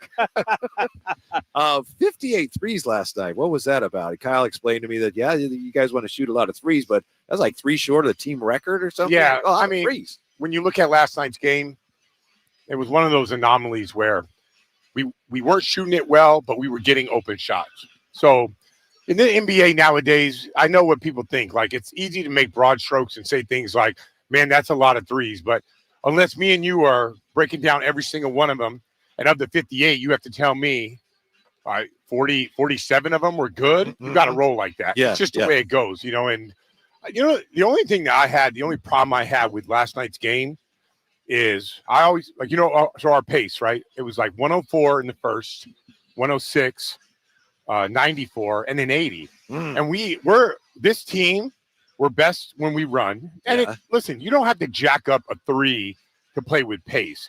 You could play with pace and play with force and still take a shot low in the shot clock. But that team should not be 30th in the NBA in pace in the fourth quarter, right? And I get it. Like, there's some nuance to it, but when we're at our best, we're moving bodies quickly. And that game, we just kind of limped into it, and the Warriors smelt blood. So you have Steph Curry and Klay Thompson running around with, doing their thing, and we're limping into the last, 8 minutes of that game. Kicked one, right? Kicked one away last night. Yeah. I mean, and you know, and this is a game, like this is the first time today that we're underdogs all season. Yeah. Oh, really? No You Tatum. guys are underdogs. Like betting wise, I really? think it's like it's fluctuated between 3.5 and 4.5. You know, no Tatum tonight, no Al Horford. Yeah. And we haven't and Kings on back to back. When you look at the schedule, you have to get that Warrior game because this is a tough game. You're coming in and playing this team that can score. They're great at home. That's an understatement. They're great in this building. And a lot of their numbers are skewed because of the way they play on the road. But, like, you go into the thing thinking, man, it's going to be a tough win. We got to get this first one, and we blew it. So I'm really curious to see how the Celtics respond tonight. Scal, should be a good game tonight. Obviously, you do your work with NBC Sports Boston on the Celtics broadcast, but you also have your own radio show, the starting lineup on Sirius XM NBA Radio. Great show with you and your boy Frank Isola. You know, I'm looking at the NBA MVP ladder on NBA.com. Are we and my really guy going there Darren, right now? Yeah. No, because my guy De'Aaron Fox not even in the top 10. What do you think of De'Aaron Fox, and what's it going to take for him to get some more love out there nationally? He's not top 10. Not top. He's in the others mentioned. They got Tyrese in the top 10, Shea in the top 10. Those guys. They had Anthony Davis in the top 10. And so, you know, we're Sacramento. We're not a major market, obviously. We're trying to earn our respect. What's it going to take for De'Aaron Fox to get some more love nationally, you think? Well, let me just ask this like direct question. Yeah. Are you guys really hung up on that? Like, does that really matter to you? Not to me, but to fans. Fans here sitting in these black seats, or, You got De'Aaron Fox? I know De'Aaron Fox. He couldn't care. You All know right, that. so De'Aaron Fox lets his play do the talking. He don't have to go out there. But I will say, Mike Brown campaigns for him. And Sabonis. And Malik Monk. Like, Mike Brown's on. Yeah. Like, Hey, all our guys. Hey, Mike, you got to pick one, bro. And you can't. Everybody can't be MVP now. It's not a participation award, right? Why don't you ask him? Why don't the media guys? Well, who's your MVP for your team? So at least we can campaign for one of them. You know, I mean, no. Listen. It's hard. It's hard being small market. You have to win. Right. You have to win. And, you know, let's be honest. They should have beat Warriors last year in the first round. They didn't. And now your trajectory is very different. That's just how it goes. But I like the way they're playing this year. I think they're a better basketball team than they were last year. I think they have more room for, like, they're right now, wherever they're sitting, their ceiling is pretty far away. They can get there. Where last year you were wondering, are they at the ceiling? Are they playing above the ceiling? Right. But this year, you know, watching this team, okay, they're a good basketball team, but there's still room to grow. Yeah. And it's going to come with a big signature win on the road where, you know, it's the deck is stacked against you and Malik Monk goes for 36 and you figure out a way to win, right? Those build, there's 82 games, but each one of them is a little bit different. Those build a lot of character. And it could be a nationally televised game where De'Aaron Fox goes for 40 and out-duels another guy. I will say right now, in my watching the NBA, I wouldn't take a guy in the NBA in the last 5 minutes over De'Aaron Fox. I would take him over anybody because it's not just the scoring. Like, he gets other people involved. And he doesn't just shoot the three or shoot the step back. He attacks downhill. You know, I just think like he is about it and he likes it and he thrives in it. So right now he's if we had an MVP for the last 5 minutes of the NBA, then you have a bone to pick. You could say he's a top 4, top 3. Yeah. For me, he would be a top 2 player. But there's 48 minutes, there's 82 games, and he has to continue to build like that. He did win that Jerry West Award last year. And he deserved it. He gets to the bottom of the circle at will at the end of a game. And It's amazing. And he might be better at it this year. Yeah. Like this, it's the way he's doing it, it doesn't look like he's like tripping into it. He's like completely confident. He's like, no, I'm winning this game. Yeah. So that's where I look at him and say, you can have your MVP, you can have your conversation. All the talk should be directed to the last 5 minutes, and he's been nasty during those 5 minutes. Brian Scalabrini is with us, Celtics analyst. I know you've done a lot of coaching. I know you're coaching now. What do you appreciate the most about the job Mike Brown has done here as a coach of this small market team? Yeah, so convincing them that I saw this with Ime Udoka, and I loved Ime Udoka, right? The whole thing that happened, whatever it was, he had to leave, whatever it was, but loved him as a coach because he spent a lot of time letting the players know, listen, you ain't their little brother. You know what I mean? You're not looking up to these dudes. you're not only their peers, like you're their competitors. And I feel like Mike Brown has taught this team to be competitors, not just to be out here and being in the league and it's cool and we're making money and all that. To me, he's convincing these guys, nah, when you play Steph Curry, you're supposed to beat Steph Curry, not supposed to just be on the floor. Like, you're supposed to win that game 7, not just, hey, like, I never heard Mike Brown say, you know what, it was great that we went to game 7 in the first round. I've never heard him say that. Right. He's like, no, we should have won that game, and then we should have beat the Lakers, right? Yeah. That's how he thinks. And I think that's huge, especially when you're the Sacramento King. How long has it been since they made the playoffs? Mike Brown's not satisfied just going. I feel like Mike Brown is like, no, man, that's not why I came here. Right. Like, I've won championships. Now we're winning a championship, right? Yep. I don't like the way he campaigns for everybody on his team, but I do like the way he convinces these guys that you shouldn't be out in the first round to the Warriors. We're better than the Warriors. Well, he came in day one, Scout, to your point, and mentioned the championship word. You know, and it's like day one, we're not just trying to end this streak or end this drought or whatever. We're trying to win it all. Shifting gears back to the Celtics. No Jason Tatum tonight. I'm looking at the roster and I'm trying to figure out, all right, no Al Horford, no Jason. Who's the 4-man? Like, who steps into that role tonight? Let me tell you. Like, where are you sitting tonight to do the game? I'm pre and post tonight. So I'm floating around. I'm everywhere. All right. Watch Drew Holiday play. Just watch him. Okay. Watch the way he impacts every possession defensively. Like, coming down, stripping the ball, challenging bigger guys. He gets switched onto a big. He's bodying him up. I'll sum it up with that dude. Now, when I was with the Celtics when KG walked on. Yeah. He walked in the door, everything changed. Locker room, practice, weight room, bus, plane, everything changed. Now, I'm not in their locker room and doing all that, but I could just do it with my eyes. Drew Holiday walks in here, and so far, to me, everything has changed. Really? Defensively, like, we still have our nights. Like, last night was atrocious. Yeah. That fourth quarter was atrocious.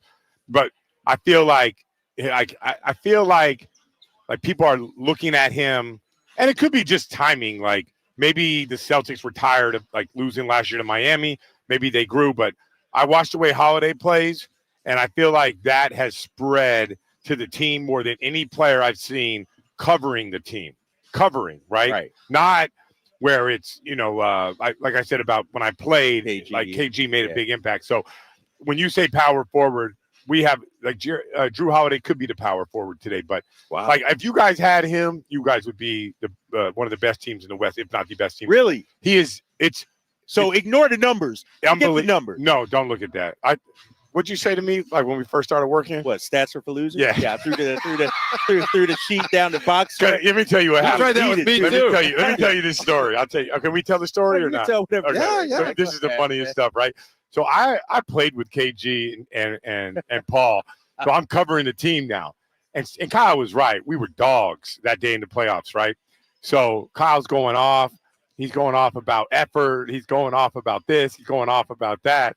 And I had no response to it, right? So I looked down at the stat sheet. And it was one of those things where KG played like 45 minutes and no one could make a shot till we had 15 rebounds, right? So I had no argument at all, right? He's over here. And when Kyle sets up his question, it is opinion based. Yeah, it is not. I noticed that. What I feel. It is not. It's not like, what'd you think about KG today? It's not like that where I can go any direction, right? Right. So I mean, he's the prosecution, I'm the defense, right? So I look down and all I got is KG had 15 rebounds, right? So I'm going, Kyle, you're saying all this stuff, but KG had 15 rebounds. Like, it was so insignificant, right? And that's all I had. Sure. He gets mad. Man, Scal, I don't want to hear about the stat. He throws the stat sheet on the floor. Stats are for losers. I remember that. We were courtside at the Garden, right? Yeah, we were down there on the floor. All right. I still do that same thing. I had nothing. So I got the paper in front of me, and I'm just looking. I'm looking for a stat that I can go. So I had nothing, and I was not going to kill my guy. I played with the guy. I look up to the guy. I'm no way I'm destroying him. Right. He comes in, man. Stats are for losers, right? Oh, man. It was so great. Brian Scalabrini with us. What can you tell us about the matchup between Porzingis and Domas Sabonis? Yeah, so like Porzingis, so Sabonis is probably better at that the high post to passing and Sure. all that, right? Yeah. But like if Sabonis had the flamethrower that Porzingis had, he'd be like Mike Brown wouldn't be campaigning for him to be an MVP, he'd be a real MVP. You wouldn't have to. It's like Sabonis has two weaknesses. One, he could be challenged when you get beat off the dribble at blocking shots, right? Mm-hmm. Where like Embiid is like so elite, or Giannis or whatever, even Lopez, whatever. But the other one is, can you imagine if they had to guard him from three? Like with Porzingis, you got to run at him. And then that's just it's like basketball is like a building block sport, right? You have Porzingis that can pick and pop, so therefore the floor opens up more. So all of a sudden now guys can get downhill at ease, right? But if that shooting big is massive, and the shot blocking is massive for us. Porzingis is better than everybody in the NBA who follows the NBA or anybody knows. He is that good, and he's great for our team. Has to stay healthy, but he is that good. Like all this talk about Rob Williams last year, Rob was great, but it's like having a Rob Williams at the rim. You could throw it up to him for him to dunk it, but he also could shoot 40% from three. Wow. That's an incredible weapon to have. I cannot believe more people did not go out there and try to get this guy. I'm looking at the job Brad Stevens did this offseason. Oh, it's amazing. I'm like, he turned Time Lord, Marcus Smart, Grant Williams, and Brogdon into Porzingis and Drew Holiday. Correct. That's unbelievable. And they fit in well, too, right? He's hit a lot of home runs, and it's like those decisions. The Derek White, people were thinking, man, he shot 25% the first year. He was getting open shots. He's really good at drifting. I like what he did with the hair. He just did the 180, and it's like it works. He's been playing great this year. So Derek White has been he's been great for us this year. Drew Holiday's been great. So yeah, Brad Stevens has hit a lot of home runs, but it always starts with having the guys. Yeah, you got to have the guys. Can I ask you guys when has anybody backtracked on the Tyrese Halliburton trade thing? Or everyone here is really good. Like everybody's still good. Everybody's great. Everybody's great. It's a win-win. Yes. Yeah. 100% still. Halliburton has grown into the player. Right. De'Aaron Fox has grown into the player. Sabonis has grown into the player. What irritates people, if I'm understanding right, here is when people around the country say, "Oh, the Kings traded the wrong guy," and it's like, wait, do you know what the guy they got in that trade is doing? So that's people here get mad because people say, "Wow, why did they trade Halliburton?" Was a very good reason why they traded Halliburton, and people overlook that. Yeah, sometimes it's not just for Sabonis; it's to unleash De'Aaron Fox. You look at the numbers after the trade. De'Aaron Fox that season he was at 21 points per game. He went up to 28 points per game after the trade. This year he's at 30. Season. So it was one of those things where the NBA could be a finicky sport where people want to make quick, 3 weeks ago, Halliburton was the best point guard in the league. Right. 3 weeks from now, it will be De'Aaron Fox. 6 weeks from now, it'll be John Morant. Like that's just, people are just like that. Brunson has 50. He's the best point guard in the league. So I just was wondering, after the explosion that Halliburton had, do people still, like everybody in the NBA, like the people who are in the weeds, look at it like it's a win-win. Yeah. How about Cato, the former King? What is he? Mint. Cato? Yeah. He's been great for us, but if you watch, he can only play in 3 or 5 minutes at a time. Okay. But he's been good because, anytime you have a lot of ball handlers that can run pick and roll, they're gonna take a lot of attention. And we need a rim runner.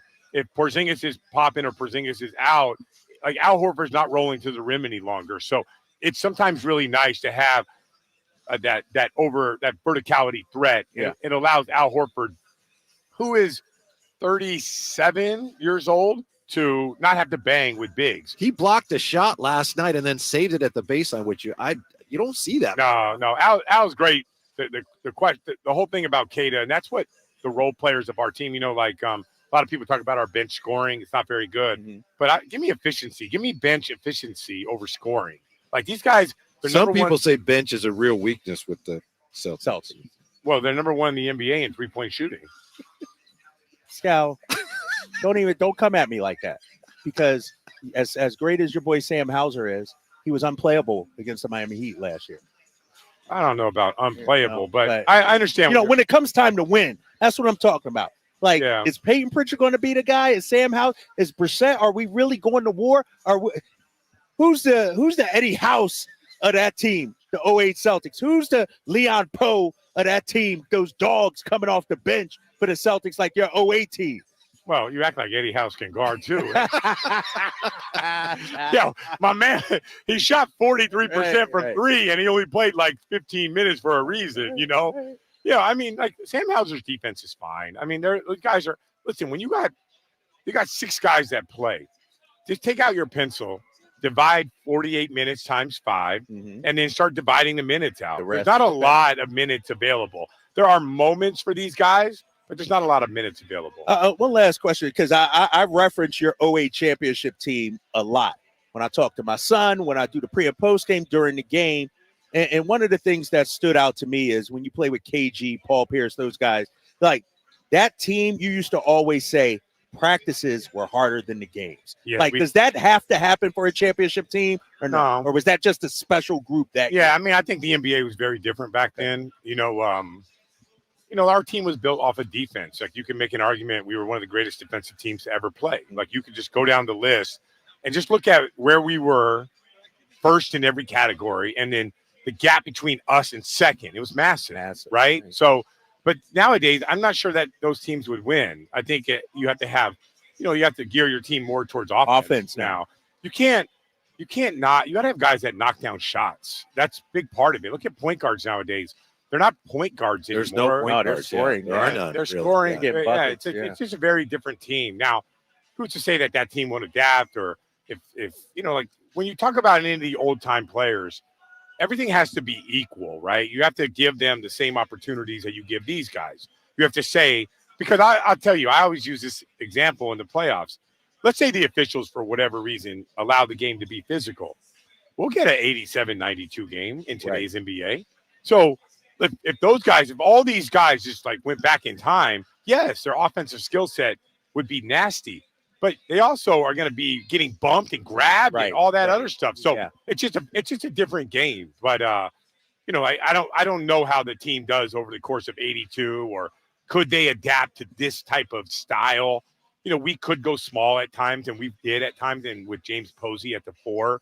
But it's just a different league now. Yeah, that I know you got to run, but that's a really interesting point you just raised about. I passed that on to the guy. You passed that off? Okay. Yeah, dude. You're doing. What are you doing now? I ain't doing no work. You just do the game and that's it. We're on air together. Yeah. All right, 6:05. Yeah, I got time. We can chill. I like it up here. Yeah, but if you want me to go, I'll go. No. Okay. We do. I think we only got a couple minutes left. Yeah, I wanted to ask you what you're just talking about defense and how Denver last year was 15th in defensive rating, won a championship. The Kings are wrestling with that. Mike Brown's trying to get this team to become a better defensive team. Last year, obviously, a great offensive team. So how much better do they need to get offensively to be a real contender? Is it as important defensively as it used to be? Yeah, defensively. How much better do they need to get on the defensive end to be legit? So like the way that I would look at that, right, is I would take my group that I think is going to play in the fourth quarter, and you could like if you think there's 7 guys on this team that are going to play in the fourth quarter, well, why don't you look at their defensive rating when they're out there, right? Mm-hmm. Don't look at there's a lot of second quarters. There's a lot of blowouts. There's a lot of other things. I got you. Yeah. Like with Nikola Jokic on the floor, their defensive rating was pretty good. Are we going to Mike Brown here? No. He's talking now. That's just gotcha. Just our video. He's just talking about my ear saying me. No, he said 24. We're going to go to 24. I think he said. Yeah. He said we got break. Yeah, 24. Okay. Yeah. Sorry about that. Sorry for throwing you off, Brian. That's my bad. It's all about finding. Like, look at your elite lineups. Like, for instance, right now, here's a sneaky 5-man group. Philadelphia, their starting 5 are a net rating 34 plus 34. So like you can look at all the other teams they have, or when Joel Embiid's on the bench, and look at everything. Just look at some of the 5-man units. We were just doing that today, as a matter of fact. Yeah, you're right. Sacramento, Yeah. Like you're right. Kings starting 5. I think what was it, a plus 13? Yeah. Like that. So everything else after that? No, I mean, no. You were your top 7. Yeah, just take your top 3 lineups. Yeah, with X amount of minutes. And if there's one, like, I don't know the numbers, but let's just say there's no matter what lineup Malik Monk's in, your defensive rating is 115. Well, that's going to be a problem. But if there was a lineup with Malik Monk, and I'm just I don't know. I'm just throwing that using him as a name because he could score it at a high rate, right? If there is a lineup or a few lineups with Malik Monk, and you're like, no, these lineups are pretty good. Like the balance of lineups, which is way more important nowadays than it was back then. Like, gotcha. Not just 5-man groups, but 3-man groups and 2-man groups. Like, these are important nowadays.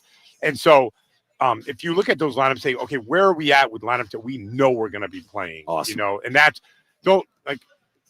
that lineup you see in the second quarter is not going to exist in the playoffs. Right. It's just going to be another starter playing and then another, just staggering those starters. Right. So if you're worried about, if you're looking at the regular season and you're looking at the playoffs, don't get bogged down with number 10, 11, 12 that are in there. They're not going to be playing. Thank you, Coach. Appreciate it. We appreciate your time very, very much. This guy, we got to he run. unleashed Steph Curry. Klay Thompson. You saw it from back in the day when you knew those guys were going to be. Let me tell you, yesterday, Klay, he always comes up and says hello. He did not say hello to me. Really? He was locked in. Or he on one. He put me in the category of Barkley, which I'll take. Except that I'm not Barkley, dude. I've always had his back. So I'm not one of these guys that's a hater. Game night is next right here. We got Kings and Celtics coming up from Golden One Center on Sacktown Sports. The push for the NFC's top seed continues on Christmas as the 49ers host the Baltimore Ravens. Purdy throws for the end zone. It is caught by Deebo Samuel. Touchdown! San Francisco! The 49ers